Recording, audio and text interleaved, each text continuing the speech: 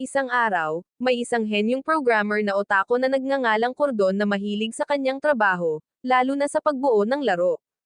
Nagtrabaho siya sa isang kilalang kumpanya, at isang araw ay nasa ilalim siya ng matinding pressure sa trabaho.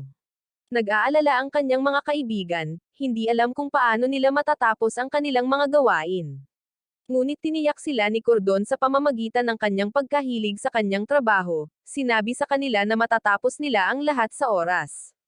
At sa katunayan, natapos ni Cordon ang lahat ng kanyang mga gawain. Pagkatapos nito, pumunta siya sa isang tindahan ng laro at nalaman na ang pangalawang bahagi ng kanyang paboritong laro tungkol sa mga robot ay inilabas na. Hindi siya makapaniwala at siya ang unang bumili ng mga bagong kopya. Pagkatapos ay nagmadali siyang umuwi, umaasang makatulog bago magtrabaho kinabukasan. Gayunpaman, habang nasa daan, may nangyaring hindi inaasahan. Isang kotse ang bumangga kay Cordon, at siya ay nasawi, at lahat ng mga larong binili niya ay napunta sa kanyang bahay. Ngunit hindi niya man lang nabuksan ang mga ito. Ngunit isang himala ang naganap, at ang kaluluwa ni Cordon ay inilipat sa katawan ng isang maliit na bata sa ibang mundo, sa isang ganap na kakaibang buhay. Nakita natin siyang natutulog sa kandanggan ng kanyang ina sa isang kotse, kasama ang kanyang lolo. Pinag-uusapan nila ang isang robot warrior na nagngangalang Sayunato, na dapat sana'y kontrolado ng kanyang ama. Kalaunan, binago nila ang usapan, at nagpahayag ng pag-aalala ang kanyang lolo tungkol sa paglaki ni Arnie sa bagong mundo. Sumagot ang kanyang ina na kahit mas maliit si Arnie kaysa sa ibang mga bata, inaasahan niyang may gagawin itong maganda sa hinaharap. Habang nag-uusap sila, isang higanteng halimaw ang sumalakay sa kanila, at nabangga ang kanilang karwahe.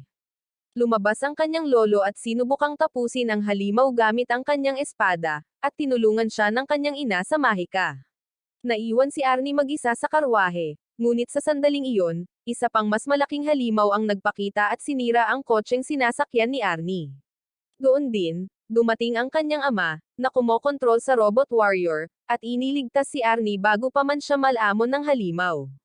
Isang labanan ang sumiklab sa pagitan ng robot at ng halimaw, kung saan binugahan ng halimaw ang robot ng apoy. Ngunit napatunayang napakalakas ng robot, nilalabanan ang init at itinulak ang halimaw pabalik. Kalaunan, tinusok ng robot ang puso ng halimaw gamit ang espada nito, na ikinasawi nito. Lumabas ang ama ni Arnie, ang piloto ng robot, para tingnan ang pamilya, habang sandali namang naalala ni Arnie ang ilang sandali mula sa kanyang nakaraang buhay, tulad noong binili niya ang mga laro, ngunit hindi niya lubos na maintindihan ang nangyayari. Ang ginawa lang niya ay ituro ang mandirigma at tawagin itong robot. Bumaba ang kanyang ama at ipinaliwanag na ito ay tinatawag na Sayunato, na pinapagana ng mahika. Napansin ng kanyang lolo kung gaano kasabik si Arnie sa robot at sinabihan siya na kailangan niyang lumaki, matuto ng mahika, at gumamit ng espada para sumali sa programa ng Runner Nato at sumakay sa Sayunato. Tuwang-tuwa si Arnie at sineryoso ang bagay na ito, ginugol ang susunod na 3 taon sa pag-aaral at matutunan ang lahat tungkol sa mahika at sa Sayunato upang kapag lumaki na siya ay masunod niya ang sinabi ng kanyang lolo at sumali sa Runner Nato.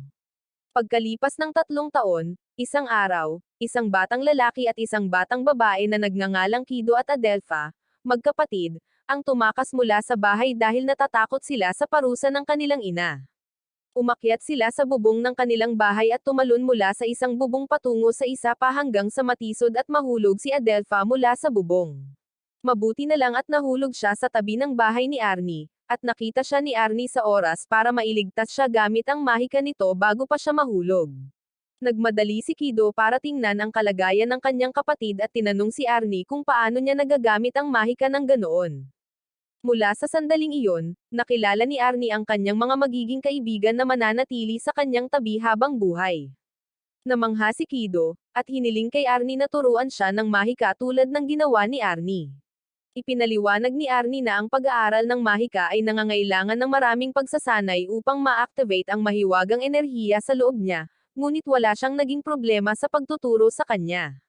Nang sandaling iyon, natagpuan siya ng tutor ni Arnie, na naghahanap sa kanya kasama ang kanyang ina sa bubong.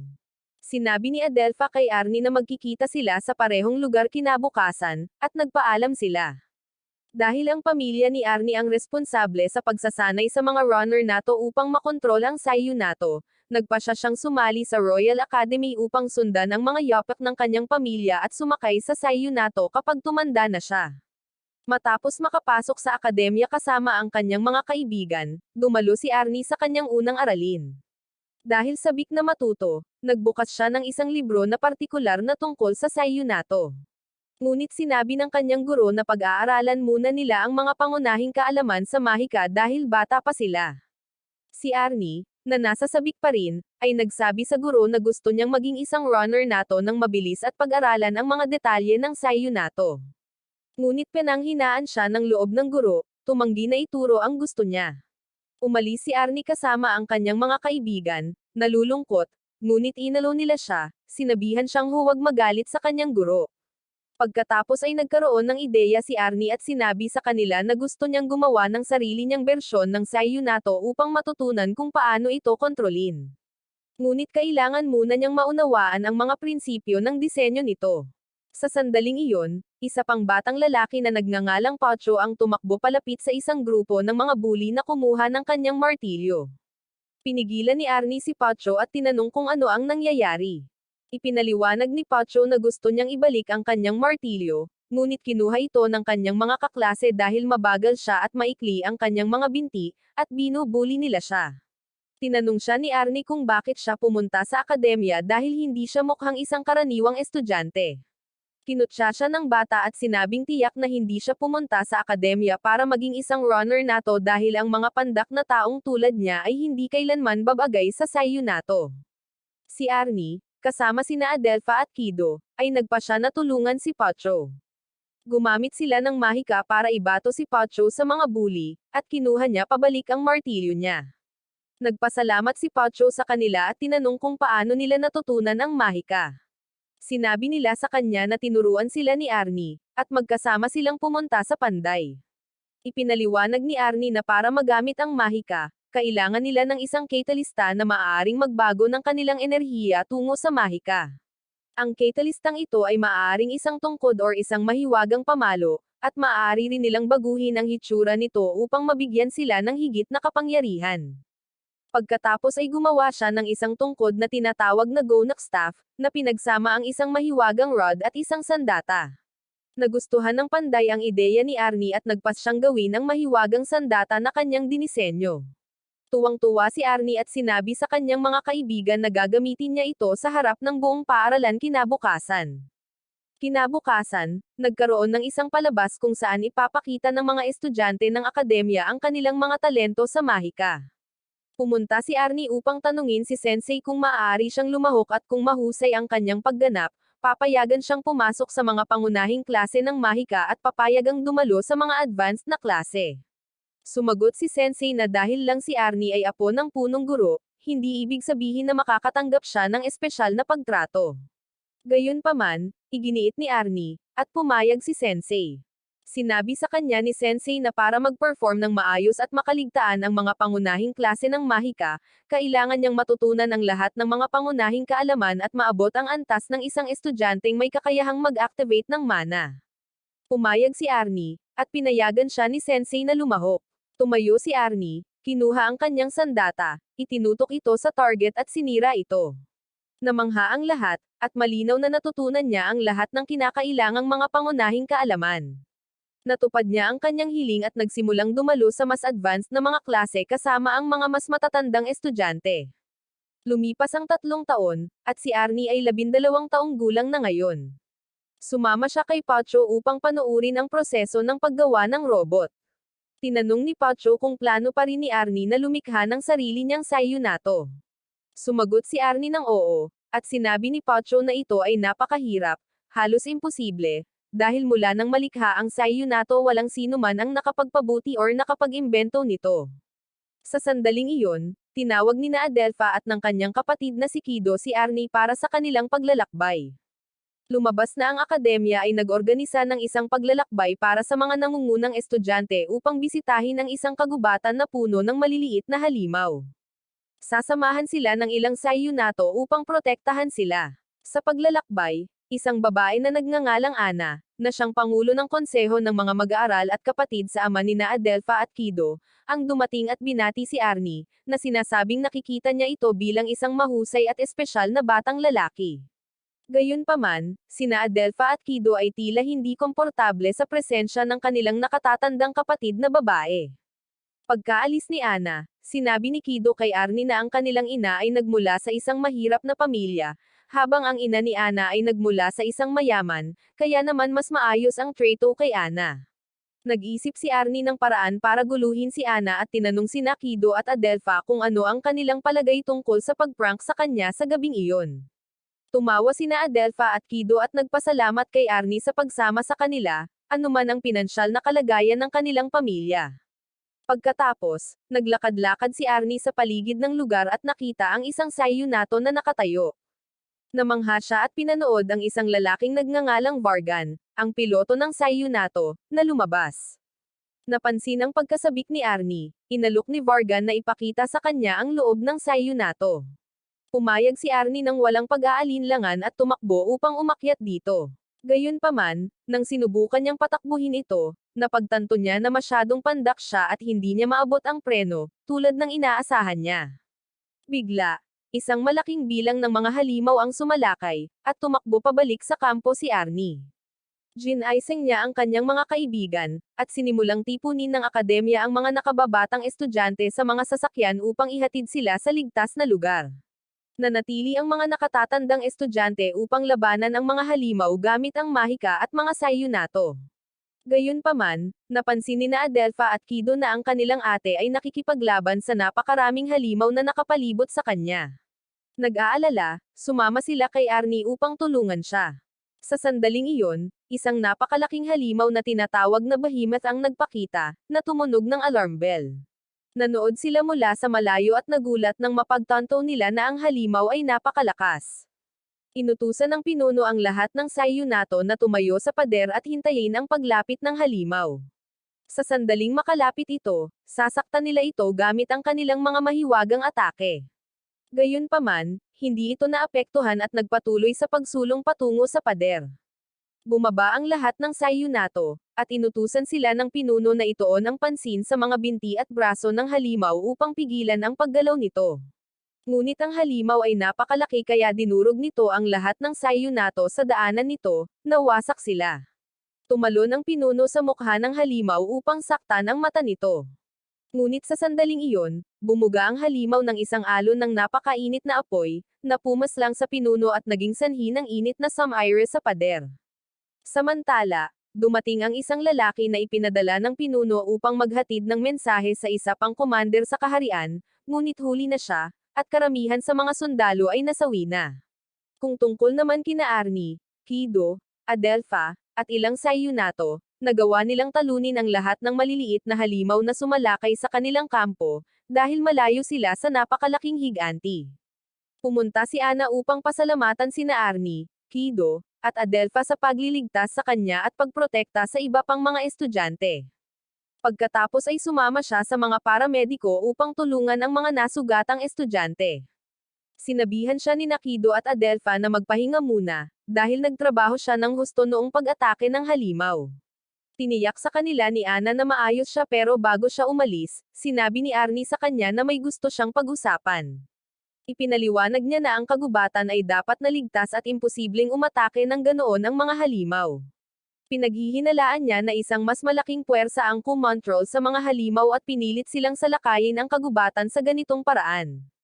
Kasabay nito, dumating sa kaharian ang lalaki na ipinadala ng pinuno at ipinaalam sa nakatataas na commander ang nangyari sa kagubatan. Tiyak siyang dadaan ang halimaw sa kagubatan at tatanggo sa lungsod. Nababalisa ang commander at ang kanyang pangkat dahil napakalakas ng halimaw na kahit tipunin pa nila ang lahat ng sayunato, hindi pa rin sila sapat para talunin ito. Binanggit ng isa sa mga lalaki ang isa pang problema. May isang grupo ng mga estudyante na kasalukuyang nagsasanay ng mag-isa sa kagubatan. Inutusan ng commander ang isang search party na sumama sa kanya sa loob ng kagubatan upang tingnan ang mga estudyante at kumpirmahin ang presensya ng halimaw. Habang nakikipag-usap si Arnie kay Ana at sa kanyang mga kaibigan, dahil sa hinala na may mas malakas na kapangyarihan ang nakaimpluwensya sa mga halimaw, naputol ang kanyang pag-iisip nang salakayin sila ng napakalaking behemoth, na nagdulot ng kaguluhan sa buong kampo. Mabilis na itinuro ni Arnie ang kanyang mga kaibigan sa mga sasakyan sa hilagang bahagi ng kampo upang makaalis agad sila sa kagubatan. Tinipon ni Vargan ang kanyang pangkat, at sumakay silang lahat sa kanilang mga sayunato. Pamwesto sila ng malayo sa halimaw, at inutusan sila ni Vargan na salakayin ang halimaw upang magambala ito, upang makatakas ang mga nakababatang estudyante. Bawat sayunato ay nagpaputok mula sa iba't ibang posisyon, at ang halimaw ay nag-ambala. Natuwa sila, iniisip na Athrez ang halimaw. Ngunit huminto ang behemoth at bumuga ng apoy sa isa sa mga sayunato. Nang makita ng kanyang kasamahan sa koponan, na nagngangalang Derek, ang nangyari sa kanyang kasama, nataranta ito at tumakas kasama ang kanyang sayunato tumatakbo palayo sa takot. Sinubukan siyang pigilan ni Vargan, ngunit hindi niya magawa. Nagpatuloy sa pagtakbo si Derek, takot na takot. Pagkatapos ay nakita nila si Arnie at sa halip na sumakay sa sasakyan para umalis, lumipad si Arnie patungo sa kanya. Nalaman niyang bumagsak ang sayunato ni Derek, at labis na nalungkot si Derek. Nakaramdam ng pagkakasala dahil iniwan niyang masawi ng mag-isa ang kanyang mga kaibigan dahil natakot siya at hindi sila tinulungan. Binuksan ni Arnie ang sayunato, at nang mapagtanto niyang tumakas si Derek, hinawakan niya ito at inilagay sa likuran, kinuha ang kontrol sa sayunato mismo. Gayunpaman, malinaw na masyadong maliit si Arnie para maabot ang alinman sa mga bahagi ng kontrol ng sayunato ngunit naghanda na siya para dito. Tinanggal niya ang ilang bahagi ng kontrol at ikinonekta ang mga alambre sa kanyang armas. At doon na nakontrol ni Arnie ang programming ng sayunato. Gumawa siya ng isang napakatalinong hakbang, isang hakbang na tanging isang henyong programmer lamang ang makakagawa, sa pamamagitan ng pagkonekta sa kanyang sarili sa sayunato. Sa halip na kontrolin ito sa pamamagitan ng mga bahagi, maaari na siyang maglabas ng mga utos, at isasagawa ito ng sayunato. Sa sandaling magtagumpay si Arnie, nakaramdam siya ng kaligayahang hindi niya naramdaman noon, dahil sa unang pagkakataon sa kanyang buhay, nakamit niya ang kanyang pangarap. Nakontrol niya ang sayunato ng eksakto ayon sa gusto niya. Nang subukan niya ito at bigyan ito ng mga utos, sinundan siya ng sayunato. Tumakbo si Arnie kasama ito, tuwang-tuwa, tumatalon sa mga bato at tubig hanggang sa marating niya ang kanyang mga kaibigan at mailigtas sila mula sa halimaw. Sa panahong ito, labis na nag-aalala si Kido at ang iba patungkol sa kanya, iniisip kung saan siya napunta. Hinala ni Kido na nakapasok si Arnie sa isa sa mga sayunato at patungo sa halimaw. Tumawa si Ana at sinabi sa kanila na kahit na gustuhin ni Arnie na gawin iyon, hindi niya magagawa, dahil masyadong pandak siya. Samantala, si Vargan at ang kanyang koponan ay nasa isang malagim na sitwasyon kaharap ang halimaw. Ang kanyang kasamahan sa koponan na si Helvi ay nahulog mula sa kanyang sayunato at hindi makagalaw, at ang halimaw ay papalapit na upang tapusin siya. Sa sandaling iyon, nagpakita si Arnie, at inakala ng lahat na si Derek ang bumalik. Tinamaan ni Arnie ang halimaw, habang tumatawa, at sa kanyang unang atake nagawa niyang tamaan ang mata ng halimaw, na lubos na nakagambala sa paningin nito.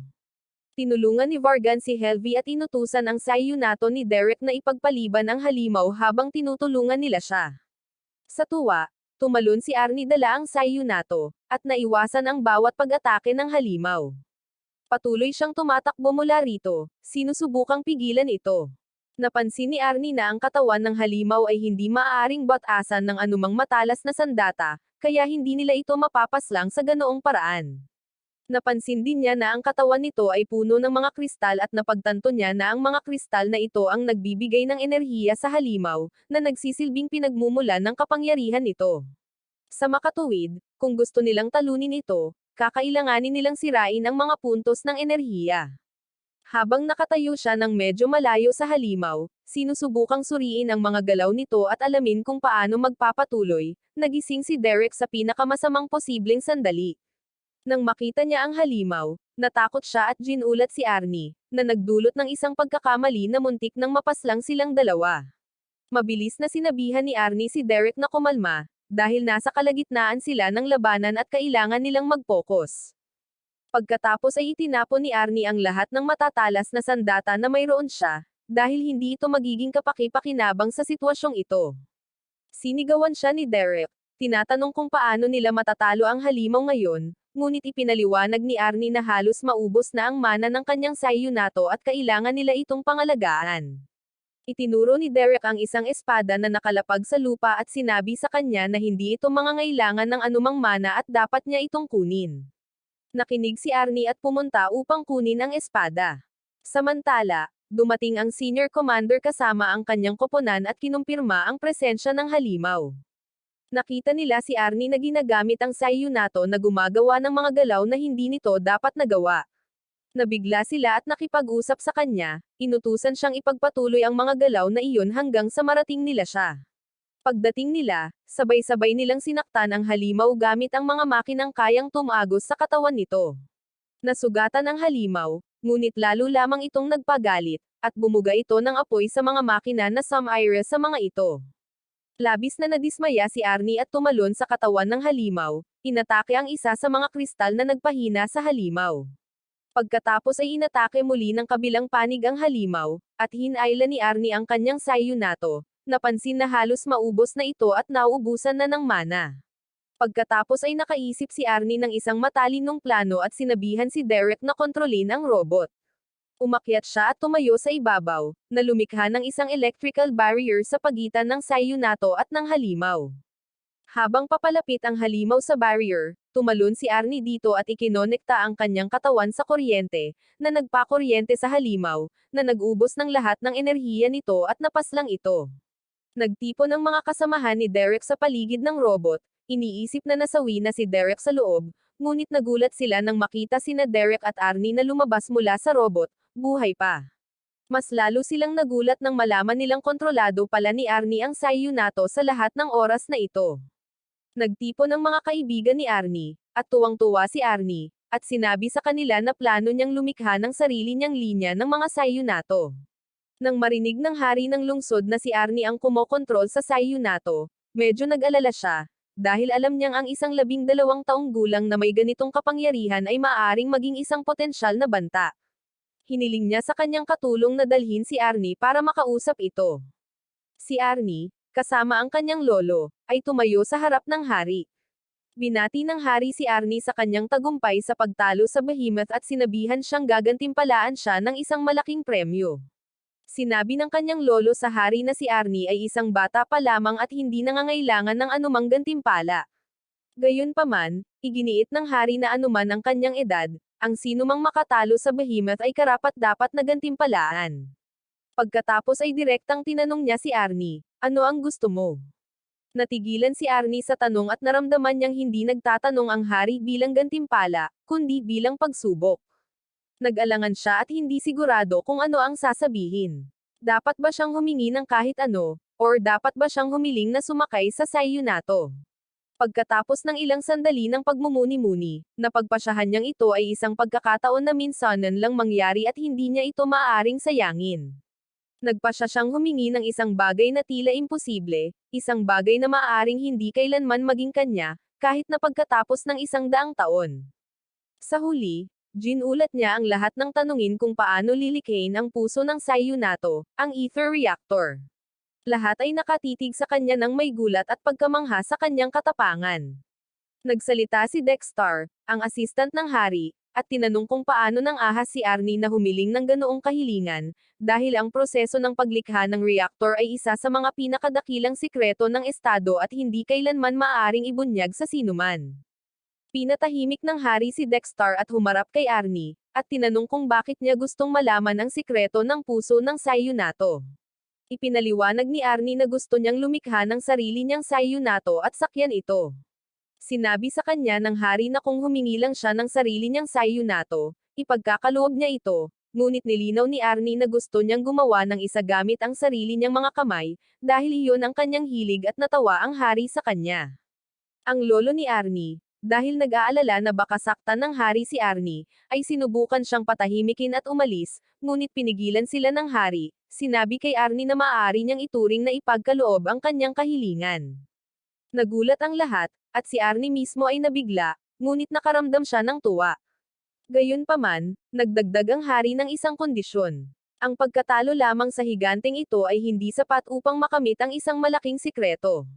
Kung makakalikha si Arnie ng isang balangkas ng Sayunato na hahangaan niya, bibigyan niya ito ng paraan para sa paggawa ng ether reactor. Masayang nagpasalamat si Arnie sa hari, na nangangakong tutuparin ang kanyang mga inaasahan. Kalaunan, umuwi si Arnie, at ang ama nina Adelpha at Kido, na nakatrabaho rin ng hari, ay bumalik sa kanyang sariling tahanan. Tinipon niya ang kanyang mga anak at sinabi sa kanila na nalaman niya mula kay Ana na magkaibigan sila ni Arnie. Hiniling niya sa kanila na kung sakaling may magawa si Arnie, dapat silang pumunta agad sa kanya upang may paalam muna niya sa hari.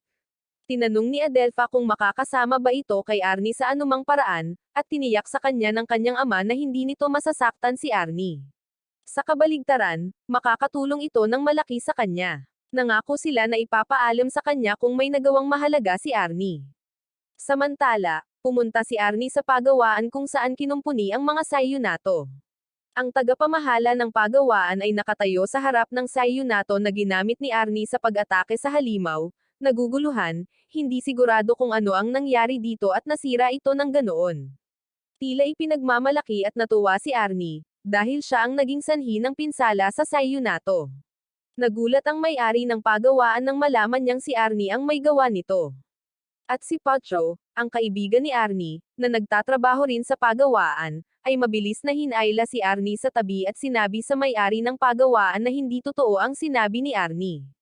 Pinahinto sila ng may-ari ng pagawaan at dinala sila sa kanyang opisina. Hiniling niya kay Arnie na ipaliwanag ang nangyari at ikinwento ni Arnie ang lahat, ipinaliwanag kung paano niya nagawang kontrolin ang Sayunato sa pamamagitan ng pag-access sa sistema nito, pagmamanipula sa programming nito, at pagbibigay ng mga utos na isasagawa nito. Ang dahilan kung bakit nasira ang Sayunato ay dahil inubos ni Arnie ang natitirang mana mula rito at ginamit ito upang talunin ang halimaw. Tiningnan ng may-ari ng workshop si Derek, natakot pa rin mula sa mga nakaraang pangyayari, at tinanong kung totoo ang sinasabi ni Arnie. Tumanggo si Derek bilang pagkumpirma at pagkatapos ay sinabi ni Arnie sa may-ari na kung hindi nakapasok si Derek sa Sayunato at kinontrol ito habang inaatake niya ang halimaw ng mag-isa, hindi nila ito matatalo kailanman. Pagkatapos ay bumalik ang may-ari ng workshop sa usaping ito at sinabi kay Arnie na ayon sa sinasabi niya, kung magagamit nila ang buong enerhiya ng Sayunato, maaari nilang sirain ang kahit ano, kahit ang isa pang Sayunato. Sumang-ayon si Arnie, at tinanong ng may-ari kung paano nila magagawa iyon. Ipinaliwanag ni Arnie na kung magagamit nila ang mga hibla ng kristal upang pagdugtungin ang mga bahagi ng Sayunato, bibigyan sila nito ng mas malaking lakas at kadaliang kumilos. Gayunpaman, kakailanganin muna nilang gumawa ng kaunting pagbabago sa disenyo ng Sayunato. Tinipon ni Arnie ang lahat sa isang silid at sinabi sa kanila na gusto niyang gawing mas madali ang paggamit ng Sayunato sa pamamagitan ng pagdaragdag ng mga karagdagang braso sa likod nito. Sinabi ni Pacho kay Arnie na ang disenyo ng Sayunato ay orihinal na hugis tao upang magbigay daan sa wastong kontrol, at ang pagdaragdag ng mga karagdagang braso ay magpapahirap sa kanila na kontrolin ang mga ito. Ipinaliwanag ni Arnie na ang mga karagdagang braso ay kikilos ng mag-isa at hindi nila kailangang manu-manong kontrolin ang mga ito. Para ipakita, bumalik sila sa workshop kung saan gumawa sila ng isang prototype ng naisip ni Arnie. Sinubukan niya ang Sayunato at sinabi sa kanya na ang mga braso sa harap ang hahawak sa espada, habang ang mga braso sa likod ay gagamit ng mana upang atakihin ang mga halimaw, na nag-aalis ng pangangailangang patuloy na lumipat sa pagitan ng espada at tungkod. Makakatipid ito ng oras at magbibigay sa kanila ng mas maraming lakas.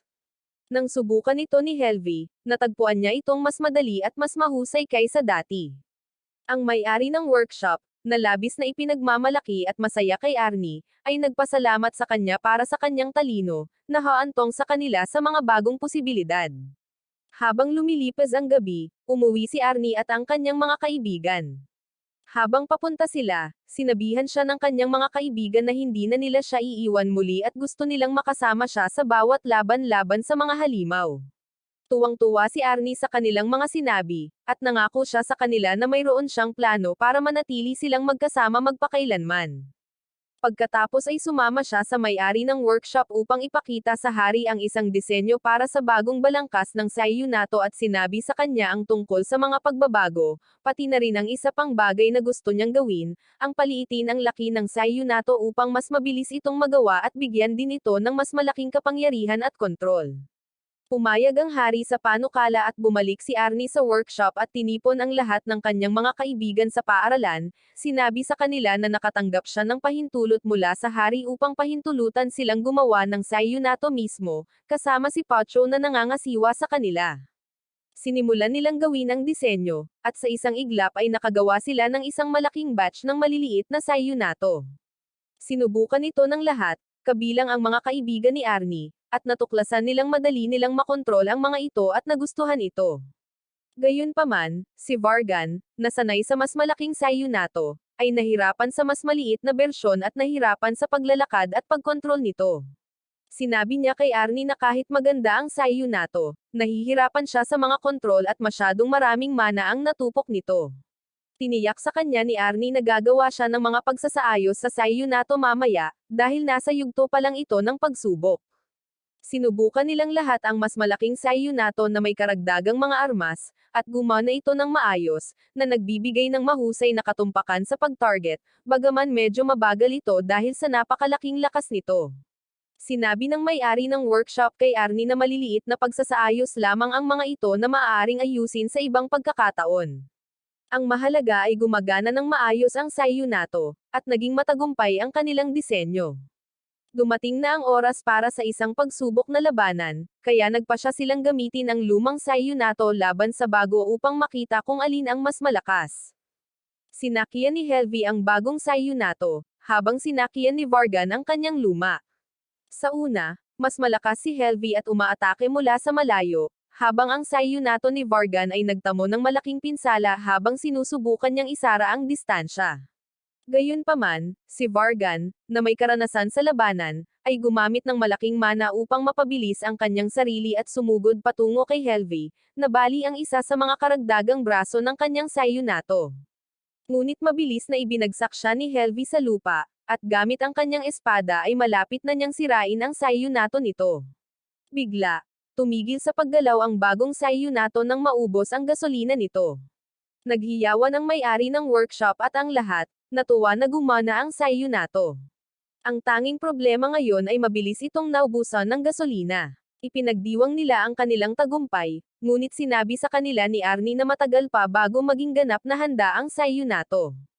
Pagkasabi niya nito, isang nakabalat kayong figure ang lumabas sa workshop at pumasok sa isang silid kung saan nakaupo ang tatlong tao. Iniulat ng figure sa pinuno na hindi pa rin natatapos ni Arnie ang Sayunato at mas matagal pa itong kakailanganin.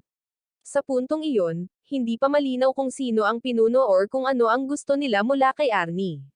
Kinabukasan, bumalik silang lahat sa workshop upang maghanap ng solusyon sa problema ng mabilis na pagkaubos ng gasolina sa bagong Sayunato. Kung patuloy itong magpapatuloy ng ganoon kabilis, hindi na nila ito magagamit sa mga susunod na laban. Noong una ay hindi sila sigurado kung paano ito lulutasin. Ang paglikha ng isang bagong Sayunato na kumokonsumo ng mas kaunting enerhiya ay nangangahulugan na kailangan nilang palitan ang ether reactor, na tila imposible. Iminungkahi ni Adelpha kay Arnie na maaari nilang baguhin ang disenyo ng mana tank or baguhin ang mismong Sayunato. Naisip ni Arnie na magandang ideya ito at sinabing maaari nila itong subukan mamaya. Pagkatapos ay sinubukan ni Arnie at ng kanyang mga kaibigan ang maliit na Sayunato na kanyang pinagtrabahuhan.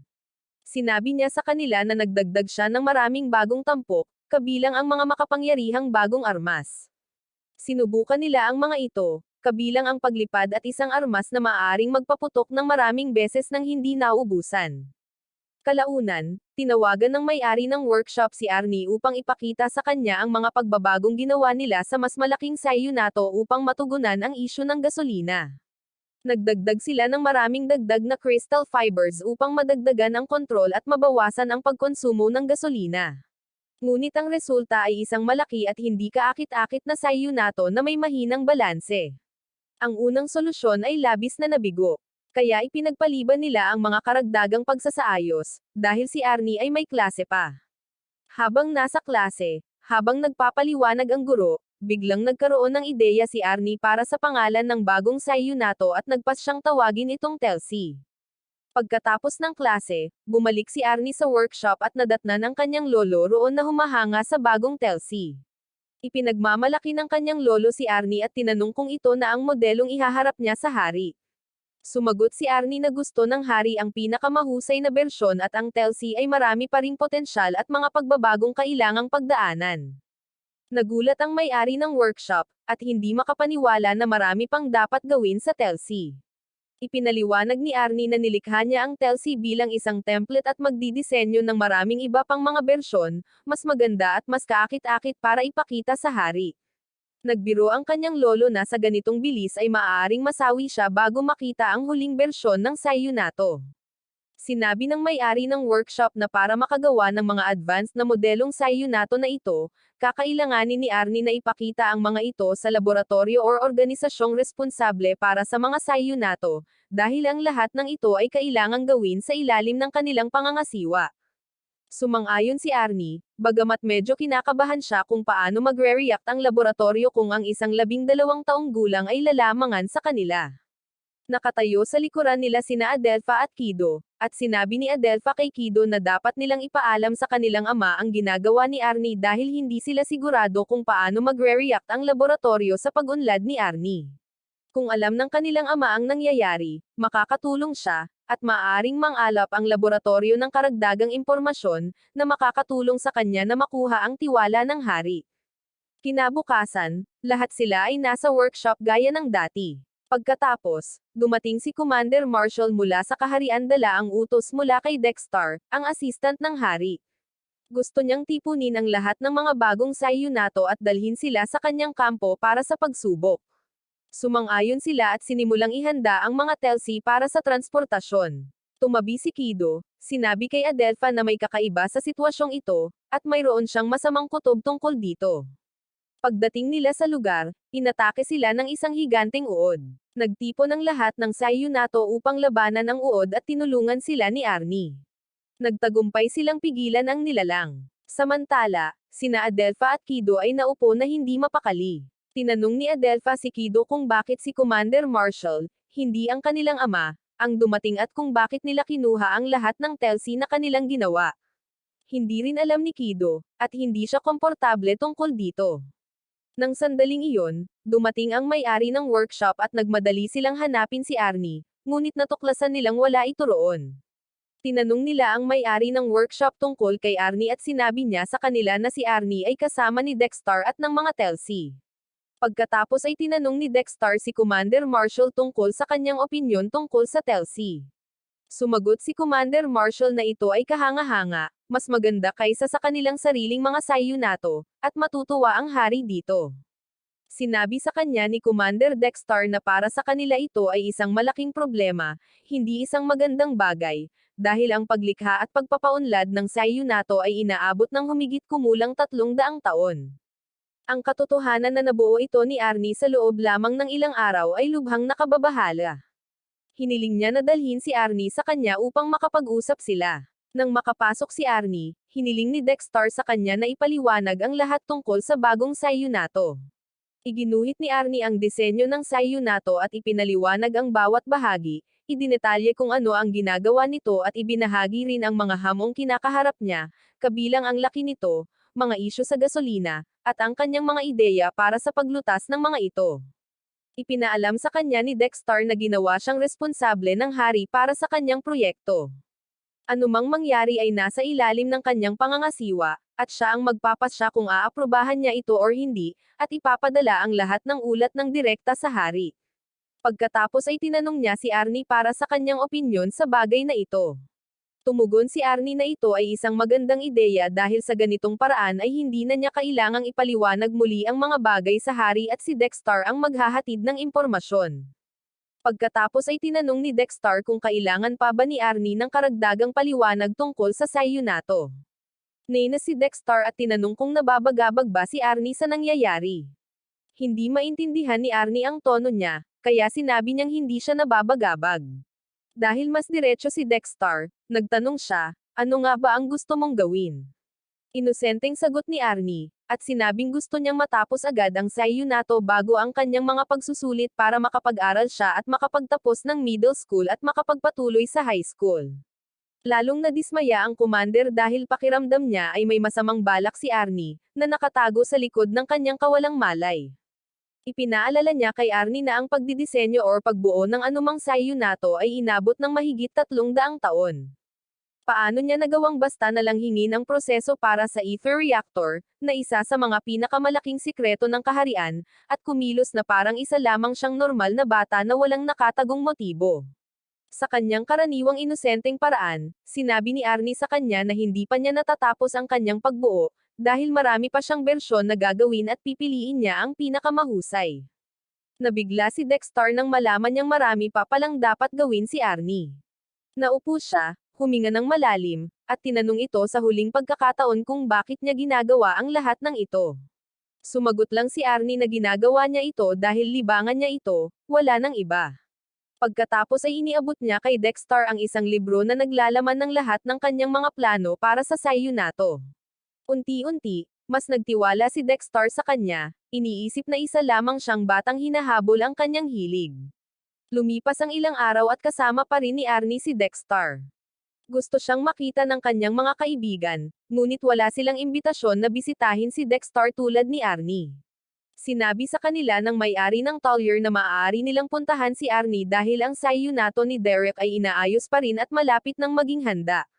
Kapag naayos na ito, kailangan nila itong dalhin mismo kay Dexter, at sa puntong iyon, maaari na nilang makipagkita kay Arnie. Nagtulungan silang lahat at inayos ang Sayunato ni Derek, at nang subukan ito ni Derek gumana ito ng perpekto. Inihanda nila ang mga sasakyan at ang mga natitirang Sayunato. Dinala rin nina Adelpha at Kido ang maliit na Sayunato na tinawag nilang Charlotte para ipakita kay Dexter, bagamat ang totoo ay dinadala lang nila ito para paglaruan kapag nakita nila si Arnie. Dahil nalaman na sila ng may-ari ng workshop, hindi ito ikinabahala at binigyan sila ng senyales na pumunta sa kampo kung saan naroon si Arnie. Samantala, ang masamang pinuno na nagpadala ng especially iya sa workshop para mang-alap ng impormasyon tungkol sa pag-unlad ni Arnie ay nasa loob ng isang Sayunato na ninakaw niya. Ang kanyang grupo ay nagtatago sa mga sasakyan. Nakarating sila sa kampo ni Dexter kung saan nakalagay ang lahat ng Telsi kasama ang mga gwardya ng kampo. Nang makita ng mga gwardya ang papalapit na Sayunato, inakala nilang galing ito sa workshop at pinapasok sila. Pagpasok pa lang nila, inutusan ng pinuno ang kanyang grupo na tapusin ang lahat ng naruroon at mabilis na hanapin ang mga Telsi. Natagpuan nila ang mga Telsi at sumakay siya sa isa habang ang iba pa sa kanyang grupo ay sumakay sa kabilang panig upang makatakas. Paglabas nila ng kampo, nilipol nila ang lahat ng naroon. Sinubukan ng mga sundalo na pigilan sila sa pagtakas sa pamamagitan ng pagsasara ng kampo, ngunit ipinaalam kay Dexter ng kanyang katulong na lahat ng Telsi ay ninakaw mula sa bodega.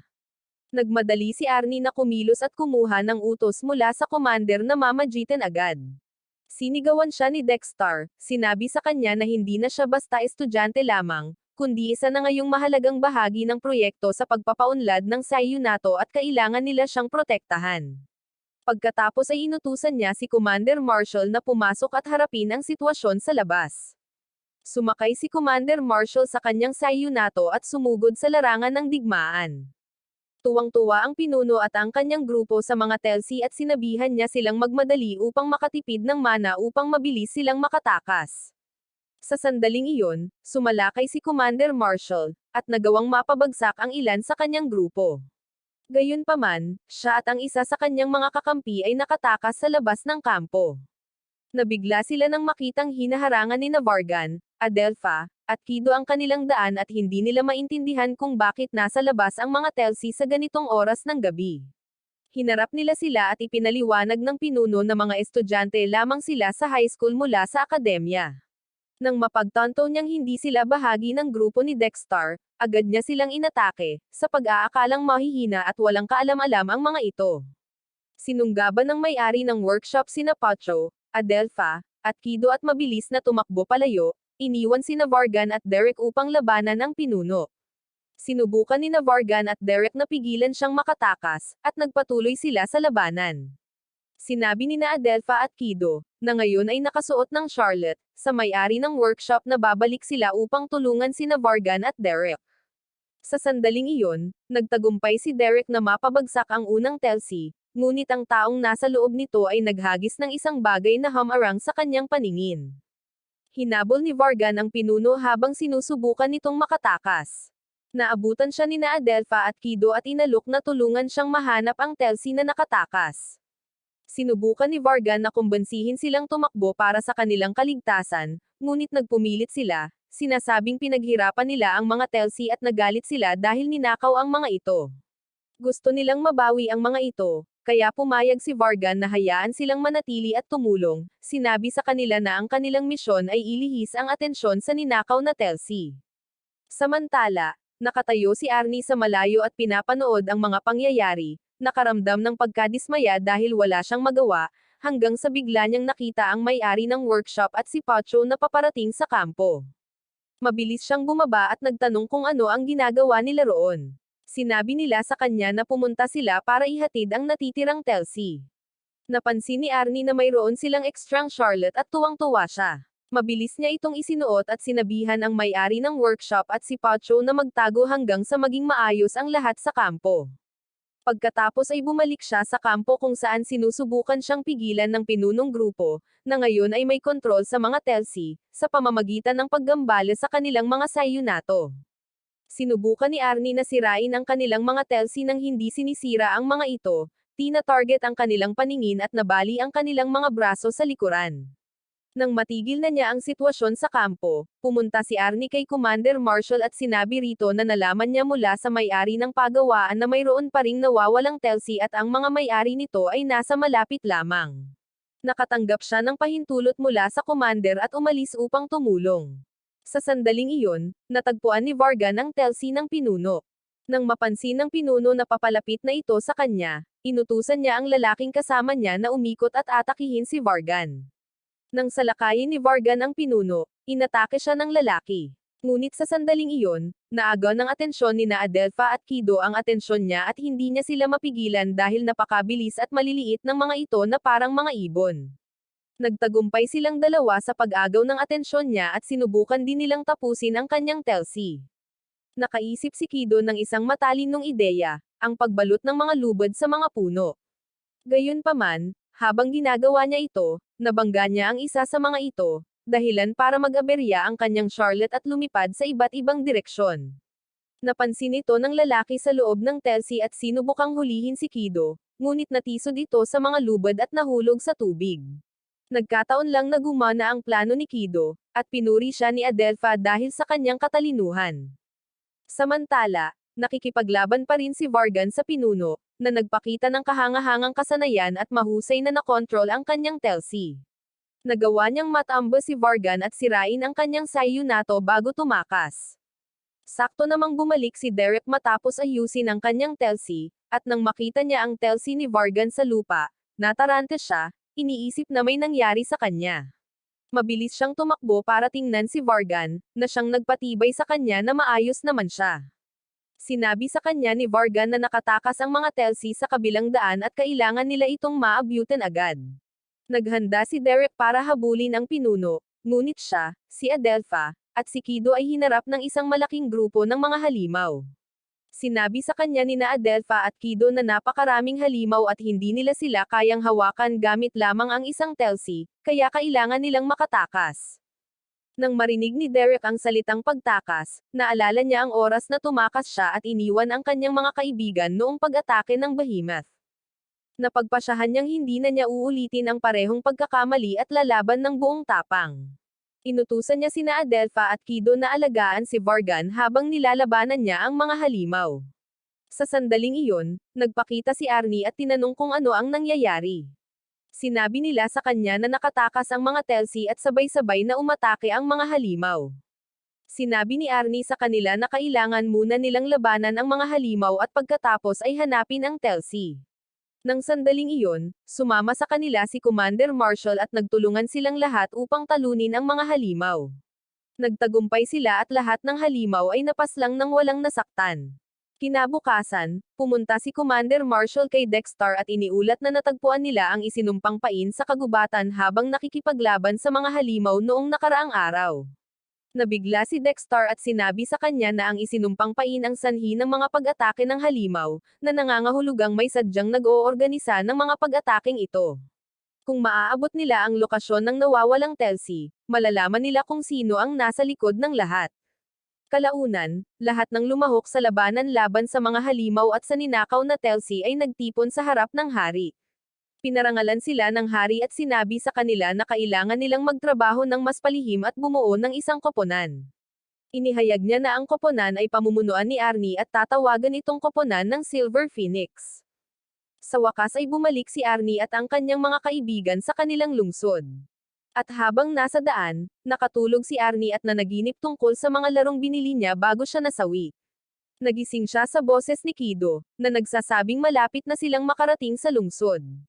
Habang naglalakbay, pinag-usapan nila kung paanong ang lahat ng Telsi ay nasa pinakadakilang laboratorio ng mga kabalyero sa lungsod, ang Sayunato Knights Lab. Sa laboratorio, sinisigawan ng kanilang pinuno ang mga kabalyero dahil hindi nila maintindihan kung paano gumagana ang bagong Telsi. Nalilito siya na ang isang batang tulad ni Arnie ay kayang lumikha ng Telsi sa loob lamang ng ilang araw samantalang ang pinakadakilang mga kabalyero sa kaharian ay hindi man lang ito masuri. Sa sandaling iyon, dumating si Commander Oscar, narinig ang sigaw mula kay Commander Jozaco. Tinanong ni Commander Jozaco si Oscar kung ano ang ginagawa niya roon. Sumagot si Oscar na naroon siya para makita ang bagong Sayunato at gustong-gusto niyang kulitin si Jozaco tungkol sa kung paano gumagana ang kanyang mga pamamaraan. Sumagot si Jozaco na abala siya at hindi niya maipaliwanag kung paano gumagana ang Telsi. Lumakad siya palayo, ngunit tumayo si Oscar sa harap ng Telsi. Nang gilala sa kanyang nakita, naisip niya sa sarili na 100 taon na ang nakalipas mula nang makita niya ang ganitong pagsulong. Napansin ni Oscar na ang hari ay magiging malupit sa kanila sa lalong madaling panahon, na magtutulak sa kanila na lumikha ng mas maraming kompetisyon at magtrabaho ng mas mahirap. Samantala, galit na galit si Jozaco kay Arnie, na nagtatrabaho sa ilalim ng utos ng hari at ngayon ay isang mahalagang tao. Naisip ni Jozaco na kung magagamit niya ang Telsi na ito, malalaman kung paano ito gumagana, at mapapabuti ito, ang kanyang pangalan ay magiging immortal sa kasaysayan. Nang gabing iyon, nakipagkita si Dexter sa isa pang commander upang talakayin ang mga kamakailang pag-atake. Pinaghihinalaan nila na ang mga bansa sa kanluran ng kaharian ang nasa likod ng mga espesyaliya at pag-atake sa lungsod. Lalo silang naguluhan dahil responsable sila sa pagprotekta sa mga lupain sa kanluran, paghawak sa mga pag-atake ng halimaw, at pagtiyak na hindi sila aalis sa mga hangganan ng lungsod. Sinabi ng isa pang commander kay Dexter na itatalaga niya ito bilang commander ng Skyhawks, isang espesyal na pangkat na responsable sa pagtatanggol sa lungsod mula sa anumang mga pag-atake sa hinaharap sa tulong ni Arnie at ng mga bagong Telsi. Samantala, si Arnie ay kumakain ng hapunan kasama ang kanyang ama, ina, at lolo sa bahay, ikinukwento sa kanila ang lahat ng nangyari. Natigilan sila nang malaman nila na ang kanilang batang anak ay naging pinuno ng isang espesyal na pangkat sa utos ng hari at ngayon ay isang mahalagang figure sa kaharian. Kinabukasan, pumunta si Arnie sa pagawaan kasama si Pacho, na nakasuot ng bagong baluti at isang bagong uri ng Sayunato. Nang makita siya ng may-ari ng pagawaan na si Vargan at ang iba pa, tinanong nila si Arnie kung paano niya nagawang paganahin ang bagong baluti. Ipinaliwanag ni Arnie na nakuha niya ang makina ng Magus mula sa kaharian. Nagulat silang lahat at nagtanong kung paano pumayag ang gobyerno na ibigay sa kanya ang makina ng Magus. Sumagot lang si Arnie na hiniling niya ito at ibinigay nila ito sa kanya nang walang anumang kabayaran. Nabanggit ng may-ari ng pagawaan na ang makina ng Magus ay kasing halaga ng ether reactor at hindi ito isang bagay na basta na lang maibibigay. Tiniyak sa kanila ni Arnie na walang problema ang gobyerno dito. Natuwa ang may-ari ng pagawaan at sinabing mas mapapadali nito ang kanilang trabaho. Doon din, tumakbo sina Adelpha at Kido papunta kay Arnie. Sinasabi sa kanya na bumalik na ang kanilang mga Telsi mula sa commander kasama ang isang mensahe mula sa hari. Nagtipon silang lahat habang binubuksan ni Arnie ang mensahe, na nagsasabing gusto ng hari ng isang labanan sa pagitan ng kanilang Telsi at ng nabuong Sayunato mula sa laboratorio. Natuwa ang lahat at sinabi sa kanila ni Arnie na kailangan nilang gumawa ng ilang pagpapabuti sa Telsi bago ang labanan. Dahil sa nangyari sa kampo ni Dexter, kailangan nilang tumuon sa pagpapabuti ng bilis ng Telsi. Lumipas ang mga araw at nagtrabaho si Arnie sa pagpapabuti ng Telsi. Tinipon nila ang lahat ng mga estudyante at lahat ay nagtrabaho ng husto. Pinagbantaan ng may-ari ng pagawaan ang mga estudyante, na sinasabing kung hindi sila gagana ng maayos, ire-report niya sila sa hari. Nagbiro si Vargan sa may-ari at tiniyak sa mga estudyante, sinabi sa kanila na binigyan sila ng hari ng maraming pribilehiyo at maaari silang lumiban sa paaralan hanggat nagtatrabaho sila sa pagawaan. Para sa mga estudyante, ang pagtatrabaho sa pagawaan ng 100 oras ay parang 1 oras lamang sa paaralan. Pagkatapos, nakilala ni Arnie ang isang babae na nagngangalang Nora, na isang especially iya mula sa Skyhawks. Sa publiko, isa lamang siyang estudyante sa kanilang akademya, ngunit sinabi niya kay Arnie ang lahat ng mga pangyayari tungkol sa ninakaw na Telsi. Nahuli niya ang lahat ng mga taong pinaghihinalaan niya, ngunit wala siyang nakitang anumang mahalagang impormasyon. Ngayon, pinaghihinalaan nila na ang mga especially iya at pagnanakaw ay nagmumula sa ibang mga bansa. Tinanong niya si Arnie na kung may nalaman siya, kahit isang maliit na impormasyon, dapat siyang pumunta sa kanya upang agad siyang makakilos. Tiniyak sa kanya ni Arnie na siya ang unang makakaalam kung may nangyari at nagpasalamat siya rito at umalis. Pagkatapos ay pumasok si Adelpha sa silid at sinabi kay Arnie na gusto niyang subukan ang bagong Telsi na kanilang ginawa. Sinabi sa kanya ni Arnie na dumating siya sa tamang oras, ngunit bago niya ito subukan, susubukan muna niya ito upang matiyak na gumagana ito ng maayos. Siya, kasama si Nakido, Adelpha, at Pacho, ay dinala ang bagong Tessie sa labas ng Talyer at sinubukan muna ni Arnie ang bilis ng bagong Sayunato. Pagka-activate niya nito, lumipad sila ng napakabilis kaya naapektuhan nito ang buong lungsod, nabasag ang lahat ng bintana ng tindahan. Lumabas na napakabilis nito at hindi ito makontrol ni Arnie, kaya't bumangga ito sa isang puno at nawasak ito. Natakot sina Adelpha, Kido, at Pacho para kay Arnie sa loob ng Sayunato. Mabilis nila itong pinakawalan at siniguradong maayos siya. Tinanong sila ni Arnie kung ano ang nangyari, at ipinaliwanag nila na agad na naubos ng Sayunato ang lahat ng mana nito, kaya napakabilis nito para kontrolin.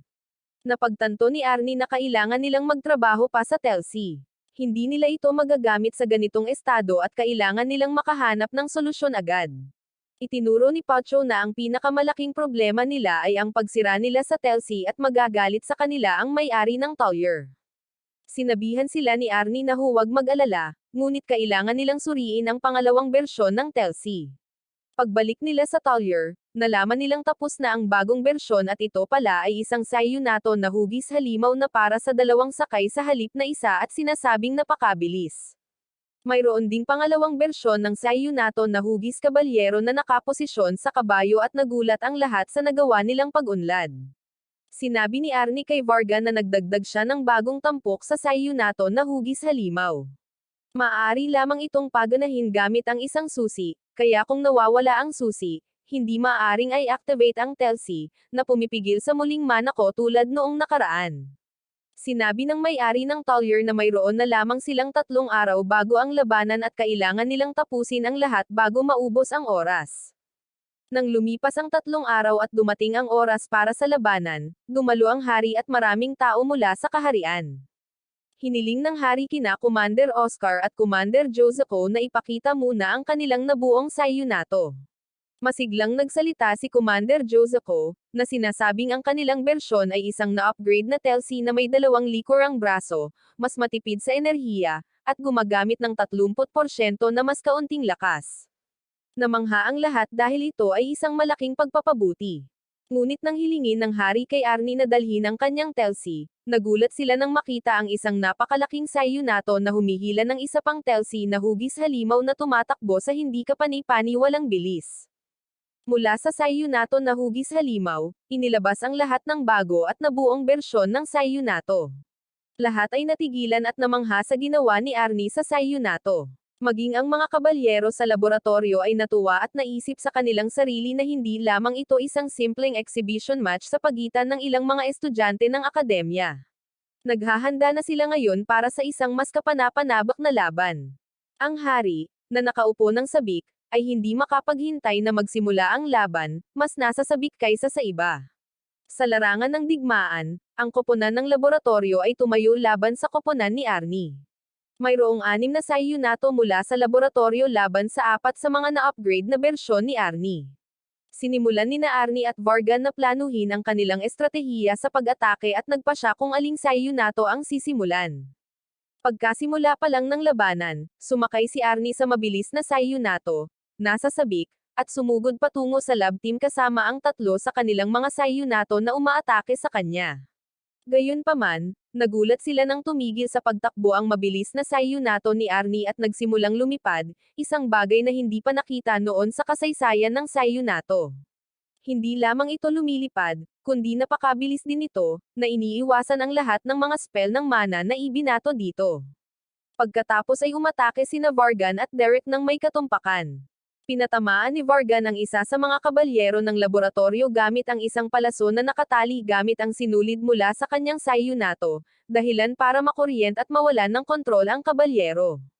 Samantala, ang kabalyerong nakasakay sa hugis kabayong Sayunato kasama sina Adelpha at Kido ay nakatama at nagsimulang habulin sila. Sinubukan ni na Adelpha at Kido na umiwas sa mga atake mula sa Sayunato ng laboratorio. Nagpasya si Arnie na umatras ng kaunti dahil bumaba ang antas ng kanyang mana sa 20%, isang malaking pagbaba. Kailangan niya ng pahinga upang mabawi ang kanyang mana.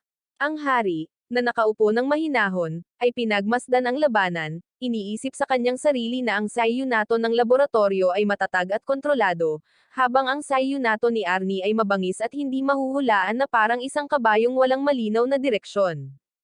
Hindi niya mahulaan kung sino ang mananalo, dahil ang mga kabalyero ng laboratorio ay may mas maraming karanasan at mas epektibong na kontrol ang kanilang mga Sayunato. Gayunpaman, si Arnie at ang kanyang koponan ay may mas malakas na Sayunato na may mas malaking potensyal, na nagpahina sa mga kabalyero ng laboratorio. Sa kalagitnaan ng labanan, nabawi ni na Adelpha at Kido ang kontrol sa kanilang Sayunato at mabilis na sumugod sa offensiba. Inatake ni Adelpha ang unang kabalyero ng Sayunato, kasunod ang pangalawa at pangatlo, at natalo silang lahat. Sumama sina Vargan at Derek, at natalo ang 2 pang kabalyero. Tanging ang commander ng mga kabalyero na lamang ang natira, handang atakihin ang Sayunato ni na Adelpha at Kido, ngunit nakalimutan nilang nasa laban pa rin si Arnie. Gamit ang huling mana sa kanyang Sayunato, lumipad si Arnie sa ere, iniwasan ang lahat ng pag-atake ng mana mula sa Commander Sayunato. Lumapag siya at natalo ang Commander, ngunit tumayo ang hari at itinigil ang laban, at idineklara itong tabla sa pagitan ng mga koponan. Parehong natuwa ang magkabilang panig sa patas na resulta. Binati ng isa sa mga Commander ng lab si Vargan, at sinabing kung hindi naubos ang kanilang mana, mananalo sana sila. Sumagot si Vargan na ang problema ay hindi ang mana, kundi ang kakulangan ng karanasan kumpara sa mga kabalyero ng lab. Sa sandaling iyon, si Commander Joseco, na galit kay Arnie, ay sumugod sa kanya at nagtanong kung paano nakakagalaw ng napakabilis ang kabalyero na nakasakay sa kabayo na Sayunato, or kung paano nakasakay ang 2 tao sa hugis halimaw na Sayunato. Tuwang-tuwa si Arnie na sa wakas ay may nagtanong sa kanya tungkol sa mga detalye. Ipinaliwanag niya ang lahat kay Commander Joseco, na nakinig ng mabuti. Binanggit ni Arnie na kapag natapos na niya, ipapadala niya ang lahat ng kanyang mga disenyo sa laboratorio. Natuwa si Joseco at naisip niya sa sarili na hindi niya naramdaman ang ganitong pagkahilig sa Sayunato sa loob ng maraming taon. Pinasalamatan niya si Arnie sa muling pagbuhay ng pagkahilig na iyon. Samantala, pumunta ang hari kay Commander Oscar at sinabi sa kanya na ang lahat ng ginawa ni Arnie ay mahusay at magpapabago sa mga Sayunato, ngunit marami pa ring bagay na kulang, tulad ng karanasan at ilang kahinaan. Hiniling ng hari kay Oscar na hawakan ang mga isyong ito nang ipadala ni Arnie ang kanyang mga disenyo sa laboratorio. Ilang sandali pagkatapos ng labanan, ipinadala ni Arnie ang lahat ng kanyang mga disenyo sa laboratorio, na gumawa ng mga pagsasaayos at gumawa ng maraming dami. Nagsimulang gumawa si Arnie ng mas maraming modelo ng Sayunato. Lumipas ang panahon, at nagpa siya ang hari na tipunin ang kanyang apo, si Prinsipe Amuri, at sabihin sa kanya na nagpa siya na siyang bumaba sa trono at ipasa ito sa kanyang apo. Sinabihan niya ang kanyang apo, si Prinsipe Amuri, na maghanda para sa paghahari pagkatapos niya. Sina Arnie, Kido, Adelpha, at Pacho ay nagtapos sa middle school, labis na natuwa na nakapagtapos ng hindi pumapasok sa anumang klase, salamat sa mga pribilehiyo ng hari, na nagpapahintulot sa kanila na lumiban sa paaralan at magtrabaho sa pagawaan. Pagkatapos nilang magpahinga, nakatanggap si Arnie ng mensahe mula sa hari na hinihiling sa kanya na makipagkita sa kanya. Pagdating nila, nakasalubong nila si Prinsipe Amuri, na malugod na bumati kay Arnie at umupo sa tabi niya. Sinabi ng kanyang lolo kay Arnie na gusto niyang gumawa siya ng isang espesyal na sayunato para sa kanya. Sumagot si Arnie na mayroon na siyang isang napaka-espesyal na sayunato na ginawa para lamang sa kanya. Matapos magbitiw sa trono, sinabi ng hari kay Arnie na gusto niya ng isang bagong sayunato para sa kanyang sarili, isang bagay na kakaiba at ginawa ni Arnie. Sumali rin si Prinsipe Amuri, iginiit na gusto rin niya ng isa, at nasa sabik si Arnie na tulungan silang dalawa. Tinanong niya sila kung anong uri ng sayunato ang gusto nila at kung anong mga detalye ang nasa isip nila. Sinabi ni Prinsipe Amuri na ang pinakamahalagang bagay na gusto niya ay lakas, pagkatapos ay lakas, at mas maraming lakas. Tiniyak sa kanya ni Arnie na naiintindihan niya at gagawin niya ang eksaktong gusto niya. Pagkatapos ay tinanong niya ang hari kung ano ang gusto niya para sa kanyang sariling lugar. Sinabihan ng hari si Arnie na gawin ito batay sa kanyang likas na ugali at lumikha ng isang bagay na angkop para sa kanilang dalawa, isang bagay na madali nilang magagamit. Tuwang-tuwa si Arnie at nagtrabaho araw at gabi kasama ang kanyang koponan sa pagawaan upang lumikha ng pinakamahusay na sayunato para sa hari at prinsipe. Pagkalipas ng ilang araw, natapos ni Arnie ang dalawang napakalakas na sayunato, isa ay ginto at ang isa ay pilak. Iniharap niya ang mga ito sa hari at sa prinsipe. Pareho silang nagulat sa kung gaano sila kahusay at kaganda. Tinanong sila ni Arnie kung ano ang kanilang palagay, at pareho nilang nagustuhan ang mga sayunato. Gayunpaman, nakipagtalo sa sayunato ni Prinsipe Amuri sa kanyang lolo, na sinasabing ang ginto ay mukhang masyadong magarbo para sa kanya. Tinutokso siya ng lolo, at sumagot na ang gininto ang kulay ay inspirasyon ng gininto ang leon, isang titulong hindi pa nakamit ni Amuri dahil malayo pa siya sa pagiging isang hari. Kapwa sila ay nainas sa panunokso, at nagpa siya silang ayusin ang argumento sa pamamagitan ng pakikipaglaban para sa gininto ang sayunato. Pumunta sila sa larangan ng digmaan, bawat isa ay nakasakay sa kanilang orihinal na sayunato, at nagsimulang makipaglaban. Nagpakita ang hari ng hindi kapani-paniwalang kasanayan, gamit ang kanyang karanasan upang atakihin ang sayunato ni Prinsipe Amuri. Ngunit si Prinsipe Amuri ay malakas at matalino rin. Pagkalagay pa lang ng kanyang lolo ng kanyang espada sa lupa, agad siyang tinalon ni Prinsipe Amuri gamit ang kanyang sayunato, at umatake mula sa likuran sa isang matalinong galaw. Nanalo ang prinsipe, at ipinagmalaki siya ng lolo, at ibinigay sa kanya ang gininto ang sayunato. Pagkalipas ng ilang panahon, isang malaking sakuna ang tumama sa kaharian, at isang mensahe ang dumating para sa hari, na nagpapaalam sa kanya na ang mga halimaw na kisid ay papalapit na sa rehiyon ng Alfheim. Nabigla ang hari sa mensahe at tinawag sina Arnie, Kido, at Adelpha upang sumama sa kanya. Nabunyag na ang mga halimaw na kisid ay mga hybrid na nilalang, isang mapanganib at makapangyarihang halo ng mga langgam at bubuyog. Bukod dito, ang kanilang kayag ay lumilipat patungo sa Alfheim, isang lugar kung saan ginagawa ang ether reactor. Ang trabaho ng ether reactor ay gawing mana ang hangin, at kung ito ay masira ng tuluyan, hindi na sila makakalikha ng isa pang sayunato sa kaharian. Agad na sinabi ni Arnie na hindi niya hahayaang mangyari iyon. Tinipon niya ang kanyang mga kaibigan, at mabilis silang sumakay sa kanilang mga sayunato at nagmadaling pumunta sa rehiyon ng Alfheim upang tulungan ang mga kabalyero doon. Noong panahong iyon, kakaunti pa lamang ang mga kabalyero sa Alfheim at nakikipaglaban sa napakalaking grupo ng mga halimaw na kisid na umaabot sa libo-libo. Iilan lamang ang kayang talunin ng kanilang mga sayunato, na hindi sapat laban sa napakalaking puwersa. Nang tila malungkot ang lahat, dumating si Arnie at ang kanyang mga kaibigan kasama ang kanilang mga sayunato, at pagpasok pa lang nila, 12-12 ng mga halimaw ang kanilang napaslang ng sabay-sabay. Sinamahan sila ni na Prinsipe Amuri at ng hari, na mayroon ding mga bagong sayunato. Masiglang sumugod si Prinsipe Amuri, gamit ang mga kapangyarihan ng laser upang puksain ang halos kalahati ng mga halimaw, ngunit mabilis na naubos ang kanyang mana. Inutusan ng hari si Arnie na hanapin ang reyna ng mga halimaw at pabagsakin ito, habang ang iba sa kanila ay hahawak sa linya at pipigilan ang mga halimaw na makapasok sa Alfheim.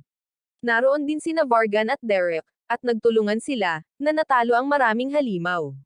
Ang commander ng laboratorio na nanunood mula sa itaas ay humanga sa kanilang mga kasanayan, napansin kung gaano sila na-develop simula noong kanilang friendly match. Hinanap ni Arnie, kasama si Nakido at Adelpha, ang reyna, ngunit hindi inaasahan ang kanilang matatagpuan. Malaki ang reyna, kasing laki ng halimaw na behemoth. Makapal ang kanyang balat, at nang umatake sila, nababasag ang kanilang mga sandata nang hindi nagdudulot ng anumang pinsala. Inutusan sila ni Arnie na tumuon sa iba pang mga mahinang bahagi bukod sa kanyang mga binti at braso. Napansin ni na Adelpha at Kido na ang bahagi sa paligid ng kanyang tiyan ay may manipis na balat, kaya tinutok ito ni Arnie at malakas na tinamaan siya. Mas lalo siyang nagalit at sinimulan silang habulin. Inutusan ni Arnie si Nakido at Adelpha na aliwin siya habang lumilipad ito patungo sa kanyang mukha upang tapusin siya.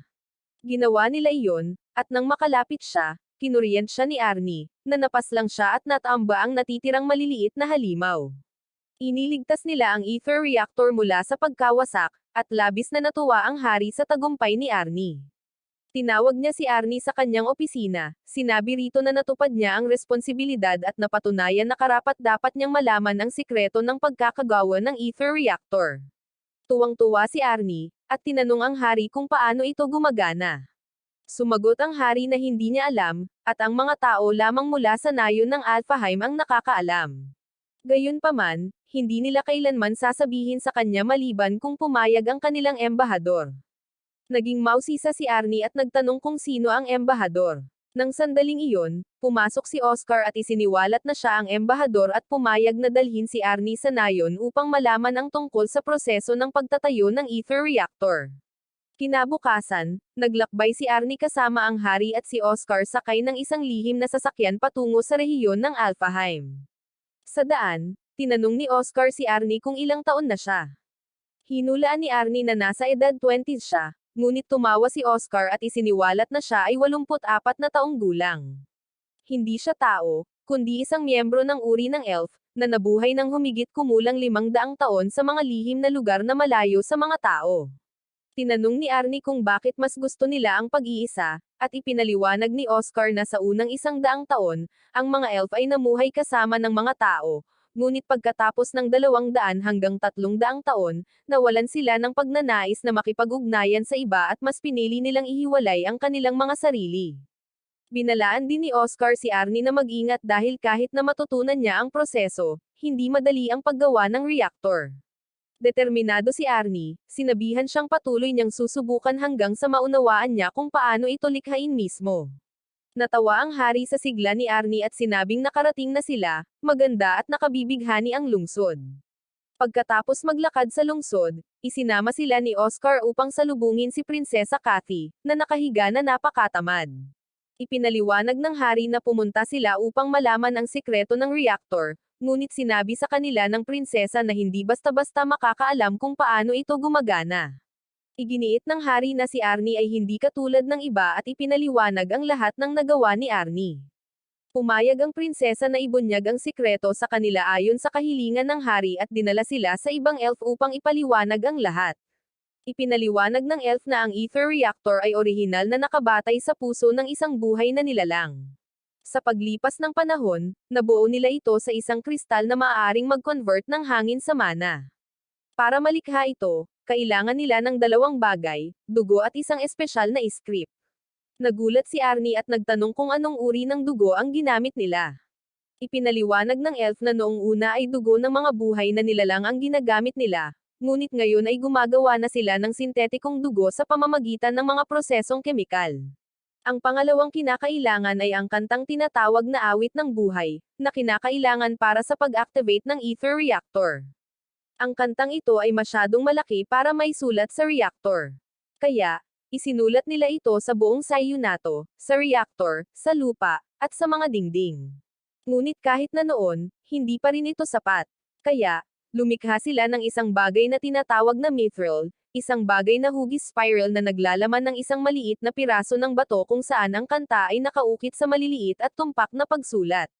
Tanging ang mga elf, gamit ang kanilang espesyal na mahika, ang maaaring magukit ng kanta sa bato, na pagkatapos ay ginamit sa reactor. Naunawaan ni Arnie at tinanong kung paano nila natukoy ang kapangyarihan ng reactor. Ipinaliwanag ng elf na ito ay nakasalalay sa puso ng nilalang na kanilang ginamit.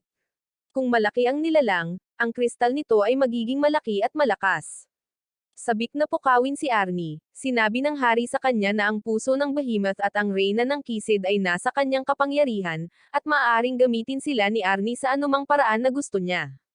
Tuwang-tuwa si Arnie at nagpas siyang manatili sa nayon upang matutunan ang lahat tungkol sa reactor at maging dalubhasa sa proseso. Pumayag ang hari, at gumugol si Arnie ng 3 buwan sa nayon, mabilis na natututo at pinahanga ang mga elf sa kanyang pag-unlad. Maging si Prinsesa Kathy ay nagsabi na magkikita silang muli sa lalong madaling panahon dahil tiwala siyang makakamit ni Arnie ang isang bagay na dakila sa hinaharap. Pagkatapos ng 3 buwan, natutunan ni Arnie ang lahat ng kailangan niyang malaman at bumalik sa workshop sa kanyang lungsod.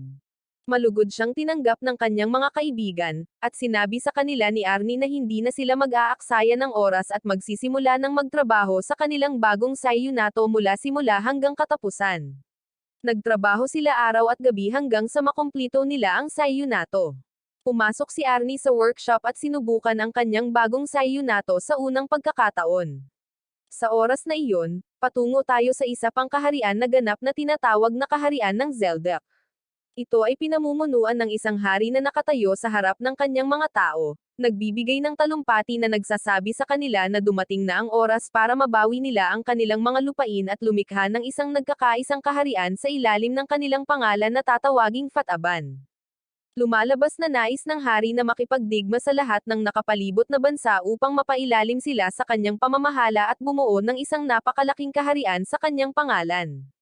Nakita natin ang kanyang mga tao na nakasuot ng itim na Sayunato na kapareho sa Telsi, at ang balita tungkol dito ay nakarating sa kaharian ng Shelda.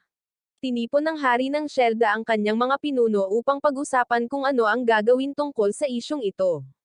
Sinabi niya na may nangyari sa Zeldak na nagparamdam sa kanila na napakalakas na naniniwala silang kaya nilang salakayin ng ibang mga kaharian at sakupin ang mga ito. Sinabi niya sa kanila na dapat silang maghanda ng lubusan at huwag maliitin ang kapangyarihan ng Zeldak. Sa katunayan, napatunayang malakas ang mga tao ng Zeldak at nagawa nilang sakupin ang ilang mga bansa sa pamamagitan ng Sayunato. Lumalabas na ninakaw ng kanilang masamang commander ang Telsi ni Arnie upang ibalik ito sa kanyang lungsod at gamitin ito sa kanilang digmaan. Pagkatapos nito, ang focus ay lumipat sa lungsod ng Shelda, kung saan ang hari ay sumang-ayon sa iba pang kalapit na mga bansa upang bumuo ng isang alyansa at harangan ang pag-atake mula sa Zeldak. Ang mga sundalo mula sa mga bansang ito ay inilipat sa Shelda. Ngunit sa sandaling ito, nagulat tayo nang malaman na ang Zeldak ay lumikha ng mga bagong bersyon ng Sayunato. Sa pagkakataong ito ay hugis tulad ng mga lumilipad na airship, na maaaring makagambala sa lahat ng mga tropang inililipat. Inatake nila ang mga lungsod na kaalyado ng Shelda, at mula sa loob ng mga airship na ito, bumaba ang itim na Sayunato, inaatake ang lungsod mula sa loob, at nagawa ng Zeldak na sakupin ito. Nang mapagtanto ng hari ng Shelda na ang kanyang plano ay nabibigo, pumunta siya sa kanyang anak na si Elena at sinabihan itong tumakas agad sa lungsod kasama ang kanyang asawang si Martina. Sinabi niya na gagawin niya ang kanyang huling tungkulin bilang hari at ipagtatanggol ang kanyang bansa hanggang sa huling sandali. Hiniling niya sa kanyang mga gwardya na mabilis na dalhin sa kanya ang kanyang Sayunato suit. Isinuot niya ito at lumabas ng palasyo. Nakatayo sa harap ng mga puwersa ng Zeldak, sinabi niya sa kanila na siya ang hari at nais niyang labanan ang kanilang commander. Ang commander, na anak ng hari, ay bumaba kasama ang kanyang makapangyarihang Telsi habang si Prinsesa Elena ay tumatakas kasama si Martina at ang kanyang anak na babae. Bigla, nagpasya siyang bumalik at huwag iwan ang kanyang ama. Hinawakan ng anak na babae ni Martina ang kanyang kamay, Pinigilan siya, at sinampal siya upang matauhan siya. Sinabi niya sa kanya na siya ang magiging reyna ng kaharian, at dapat nilang pangalagaan ang kanyang buhay upang maibalik ang karangalan ng kaharian at ang legacy ng kanyang ama. Ang pagbabalik ngayon ay haantong lamang sa kanyang kasawian at walang hanggang pagkawala ng kaharian. Sumang-ayon dito si Martina, hinawakan ang kanyang kamay, at nagpatuloy sila sa pagtakas. Samantala, ang hari ay mabilis na natalo ng prinsipe ng Zelda.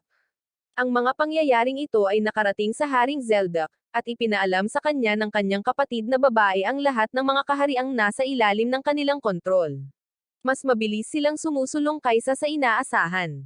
Kasabay nito, sina Prinsesa Elena, Martina, at ang kanyang anak na babae ay naglalakbay sakay ng isang karwahe na nagbabalat kayo bilang mga ordinaryong tao.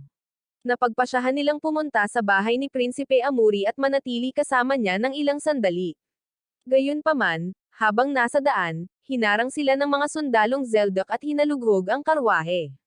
Nang matagpuan nila si Prinsesa Elena sa loob, dinakip nila ito kasama si Martina at ang kanyang anak na babae, at nagtayo ng kampo sa lugar.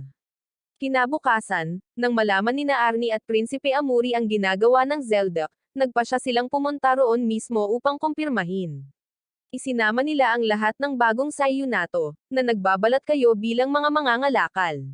Nang marating nila ang mga tarangkahan ng kampo ng Zelda, sinabi ni Arnie sa mga gwardya ng tarangkahan na sila ay mga mangangalakal na nagdadala ng mga kalakal mula sa mga bundok upang ipamahagi sa loob. Tinanong sila ng gwardya, tinatanong kung paano sila naging mga traidor gayong dala nila ang kakaibang Sayunato na kahawig ng mga halimaw at kabayo. Binago ni Arnie ang usapan at tinanong sila kung sino sila, dahil inakala niyang ang lugar na ito ay sa Shelda. Sinabi sa kanya ng gwardya na ito ngayon ay sa Zelda na at wala ng Shelda. Sa puntong ito, tiningnan ni Arnie si Amuri, na sinenyasan ang lahat na sumakay sa kanilang Sayunato.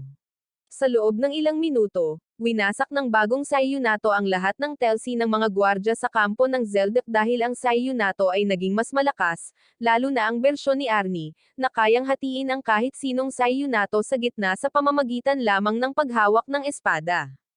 Pagkatapos ng labanan, nagtipon ang lahat sa paligid ng telsi ng Zelda, at napagtanto nila na ang kanilang mga telsi ay ninakaw at ang magkaparehong kopya ay ginawa.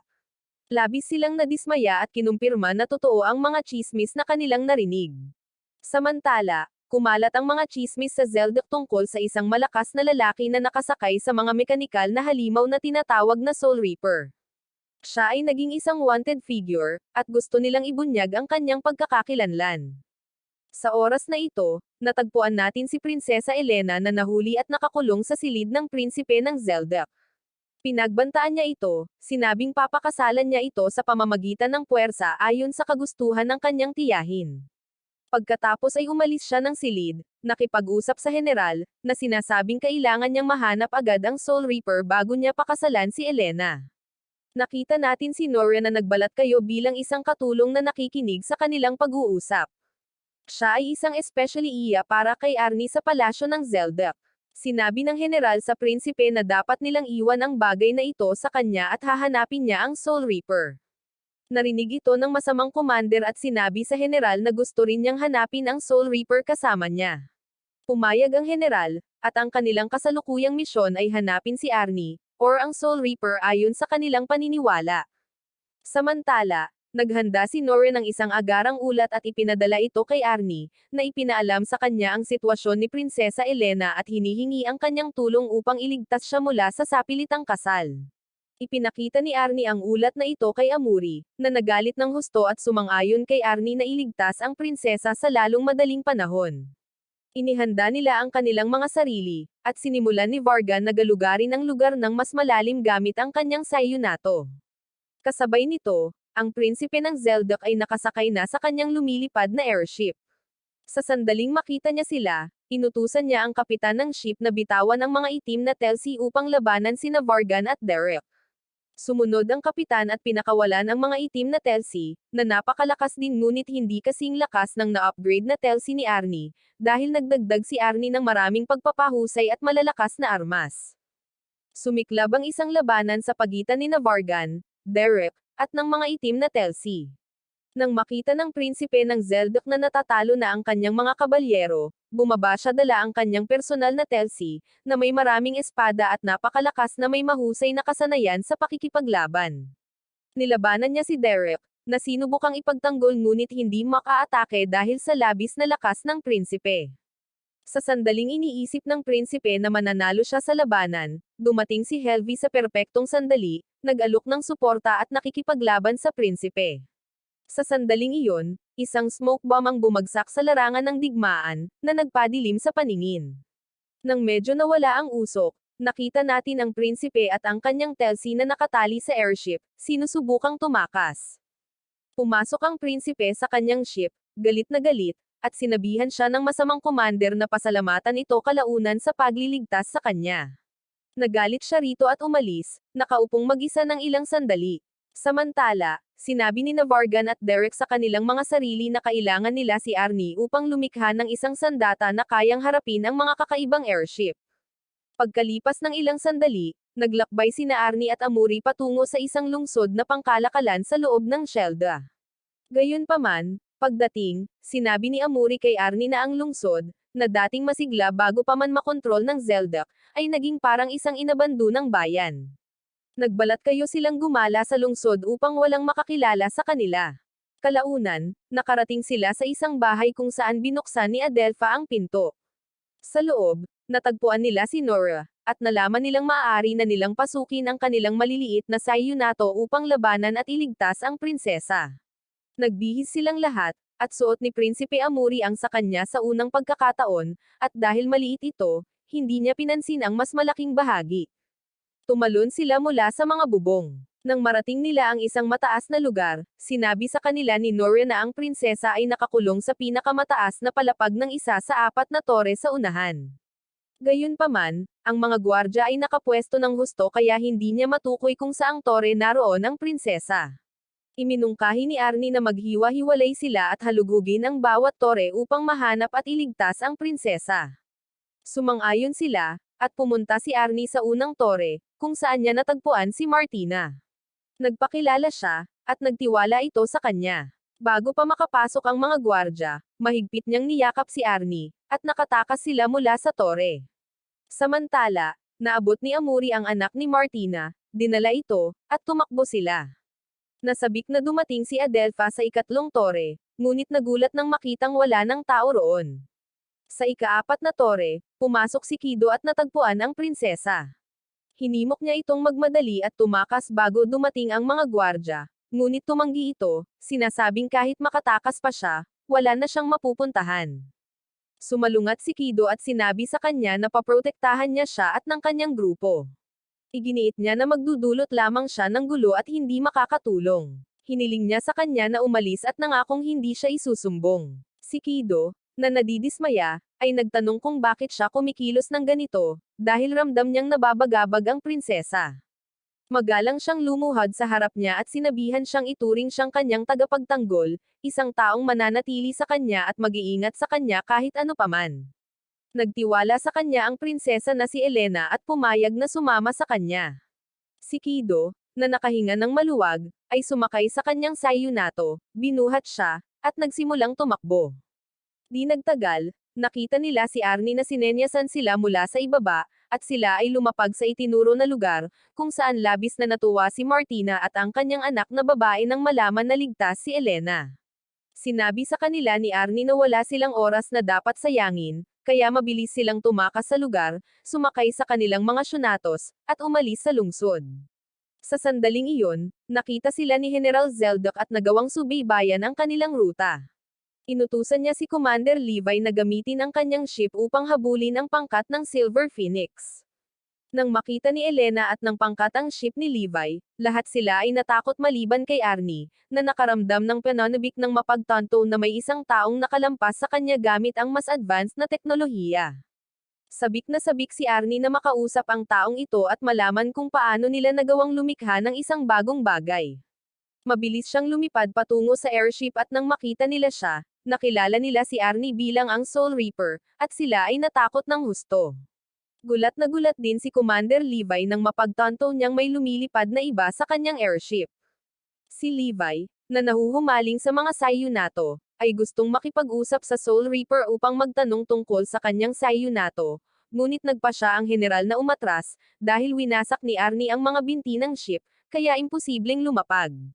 Pagbalik sa palasyo, galit na sinaktan ni Prinsipe Zeldak ang general dahil sa pagpayag niyang makatakas si Elena. Ipinaliwanag ng general na wala ito sa kanyang kontrol, dahil nakita niya ang Soul Reaper at ang hugis kabayo na Sayunato, at nagbabala na hindi nila kayang harapin ang bagong grupong ito, dahil mas malakas sila kaysa sa anumang grupong nakaharap nila noon. Sa puntong iyon, namagitan si Commander Levi, na sumasang-ayon sa general.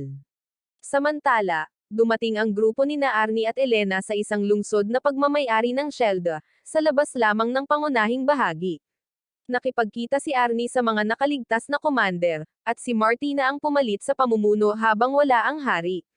Sinabi sa kanila ni Arnie na ang mga makinang ginagamit nila sa kanilang digmaan ay masyadong mahina, at siya at ang kanyang mga kaibigan ay tutulong sa kanila na i-upgrade ang kanilang mga armas. Tinanong ni Martina si Arnie kung paano niya planong makuha ang kagamitan para i-upgrade ang mga makina. Sumagot si Arnie na siya at ang kanyang koponan ay magnanakaw ng kagamitan mula sa hukbo ng kaaway at ibabalik ito upang mapabuti ang kanilang mga makina. Pumayag si Martina at nagpasalamat kay Arnie sa kanyang tulong. Nang dumating ang hukbo ng Zeldak sa mga pintuan ng lungsod, lahat ng mga gwardya ay pumili sa mga pader ng lungsod at ginamit ang mga bagong upgrade na makina upang magpaputok sa mga sundalong Zeldak mula sa malayo. Mabilis na umatras ang kaaway dahil hindi sila maka-atake mula sa ganoong kalayuan. Natuwa ang mga tao ng Shelda dahil sa wakas ay nagawa nilang talunin ang hukbo ng Zeldak. Ibinahagi nila ang magandang balita kay Arnie. Natuwa si Arnie at hiniling sa kanyang mga kaibigan na ipagpatuloy ang paggawa sa mga makina upang maghanda para sa anumang mga labanan sa hinaharap. Samantala, nakipag-usap si Amuri kay Martina at sa kanyang anak na babae, at tinanong kung si Elena ba ang magmamana ng trono pagkatapos ng kanyang ama.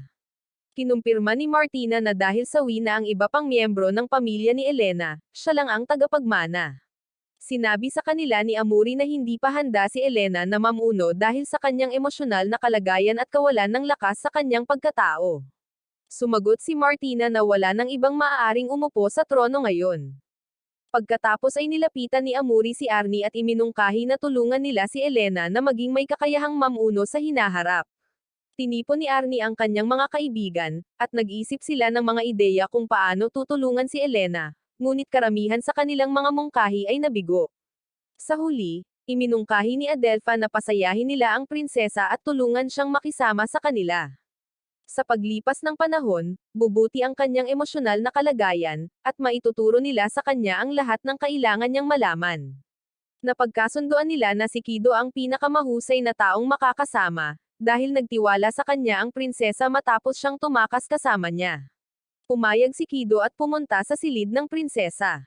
Pagkapasok pa lang niya, alam na ng prinsesa na naroon siya para kumbansihin siyang umupo sa trono. Sinabi sa kanya ni Kido na naroon siya para palakasin ang kanyang moral. Sumagot siya sa pagsasabing hindi niya makita kung paano bubuti ang kanyang moral habang nasasawi ang kanyang mga tao sa labas. Marahan niyang hinawakan ang kanyang kamay at sinabi sa kanya na aalis na sila sa nakapanlulumong silid dahil hindi siya isang prinsesang nakulong. Dinala niya ito upang makita ang pagawaan at ipinakilala sa lahat. Dinala rin niya ito sa palengke upang baguhin ang tanawin. Kalaunan, pumunta sila sa isang mataas na lugar upang panuurin ang paglubog ng araw. Nagpasalamat siya sa kanya sa pagpapabuti ng kanyang kalooban, at bumalik sila sa palasyo. Sa sandaling iyon, nakita natin ang kapatid ni Haring Zeldak kasama ang masamang commander, na sinasabi sa kanya na kung maibabalik niya si Elena, ibibigay niya rito ang lahat ng gusto niya. Pumayag ang masamang commander at sinabihan ang kanyang pangkat na maghanda upang kunin si Elena.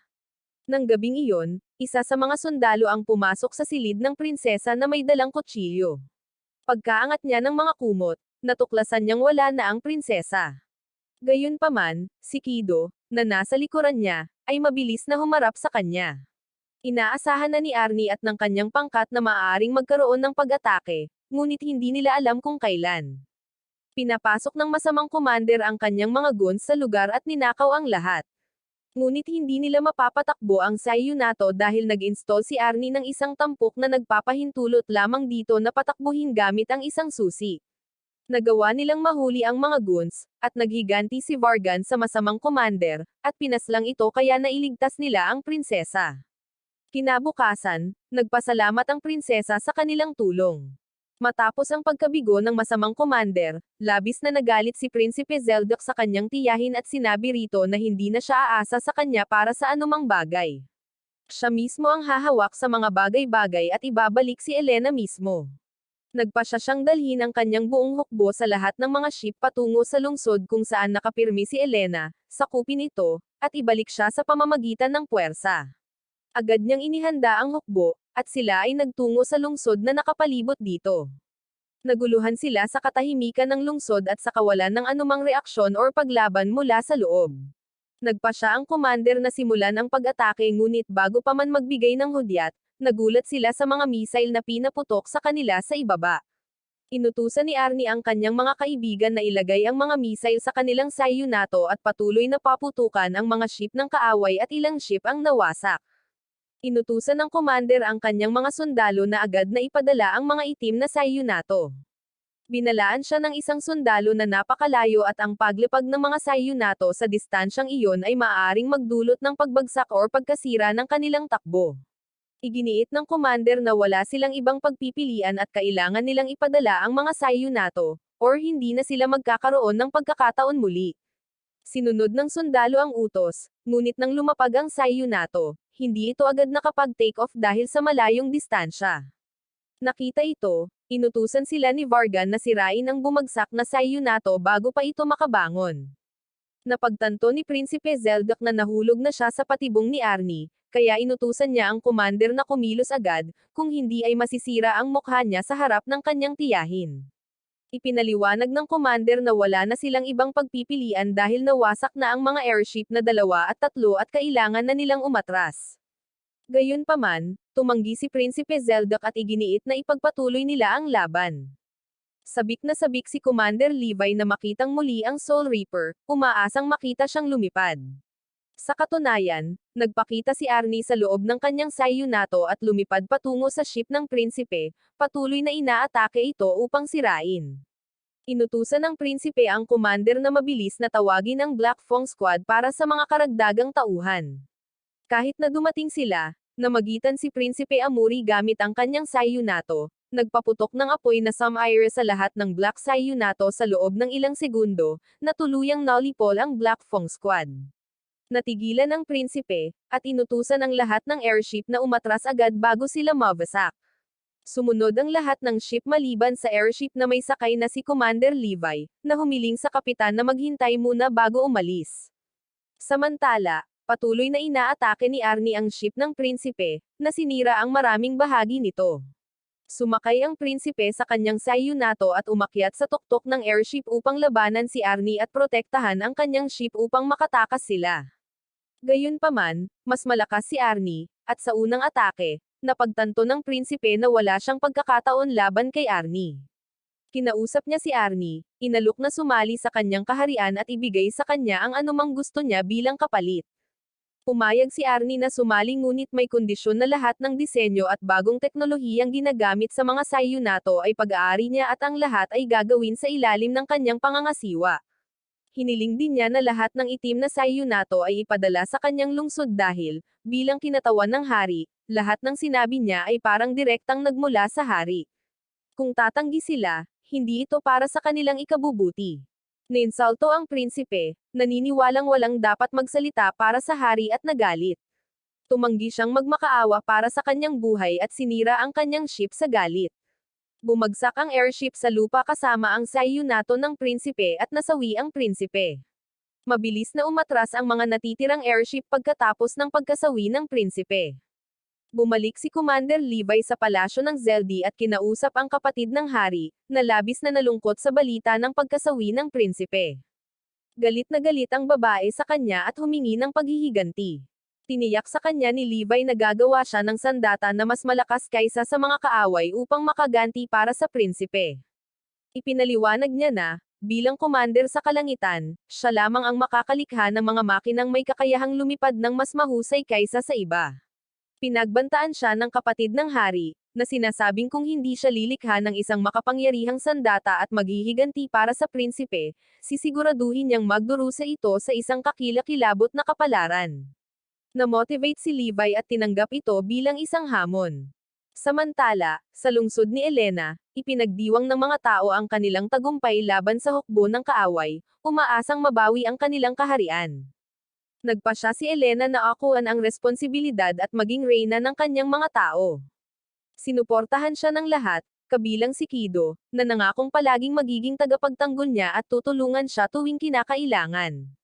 Nagpasalamat siya sa kanya at, kasama ang lahat, ay napalakas ang loob ng kanilang suporta. Nagpasya si Elena na tipunin ang kanyang mga tao sa palasyo at idineklara mula sa kanyang balkonahe na siya ang bagong reyna ng Shelda. Nangako siyang babawiin ang lahat ng lupang nawala sa mga kaaway, at naghiyawan ang lahat. Si Arnie, kasama ang kanyang mga kaibigan, ay pumunta sa lugar kung saan nakaimbak ang mga itim na Sayunato at mga airship na nawasak sa nakaraang labanan. Tuwang-tuwa si Arnie dahil natuklasan niya ang isang hindi kapani-paniwalang katangian sa mga itim na Sayunato ng kaaway, isang bagong materyal sa loob ng ether reactor na nakakatipid ng enerhiya, na nagpapalakas ng kanilang kapangyarihan ng hindi mabilis na nauubos ang mana at makakatulong ito sa kanila sa pagpapaunlad ng kanilang mga Sayunato. Gayunpaman, ang bagay na pinakanatuwa ni Arnie ay ang pagtuklas kung paano lumilipad ang mga ship ng kaaway. Ginamit nila ang enerhiya mula sa ether reactor, na ginagawang mana ang hangin, na nagpapalipad sa mga airship. Gustong malaman ni Arnie kung paano ginagawa ang mga airship, at alam niyang makukuha lamang niya ang sagot mula sa kanilang lumikha, si Levi. Kalaunan, bumalik si Arnie sa palasyo dahil gusto siyang makausap ni Martina. Pagpasok, nadatnan ni Arnie si Elena na humahanga kay Kido, na sinusubukang tumakas mula sa kanyang mga ginagawa. Kailangan niya ng tulong, ngunit walang tumulong sa kanya dahil nasisiyahan ang lahat sa pang-aasar sa kanya. Naupo si Arnie kasama nila sa hapagkainan, at ipinahayag ni Martina kung gaano siya nagpapasalamat sa tulong nito. Gayunpaman, kahit na nanalo sila sa labanan, mas malaki at mas malakas pa rin ang hukbo ng kalaban. Tinanong ni Martina si Arnie kung maaari ba niyang pahiramin sila ng ilan sa kanyang mga Sayunato. Pumayag si Arnie, ngunit sinabing papahiramin lamang niya sila ng ilan sa mga itim na Sayunato ng kalaban, na ibabalik pagkatapos ng labanan. Nangako rin siya na tuturuan sila kung paano gumawa ng sarili nilang mga Sayunato para sa proteksyon sa hinaharap. Pumayag si Martina at muling nagpasalamat sa kanya. Pagkalipas ng ilang sandali, nabawi ng hukbo ng Shelda ang ilang bahagi ng kaharian nito, at labis silang natuwa sa kanilang pag-unlad.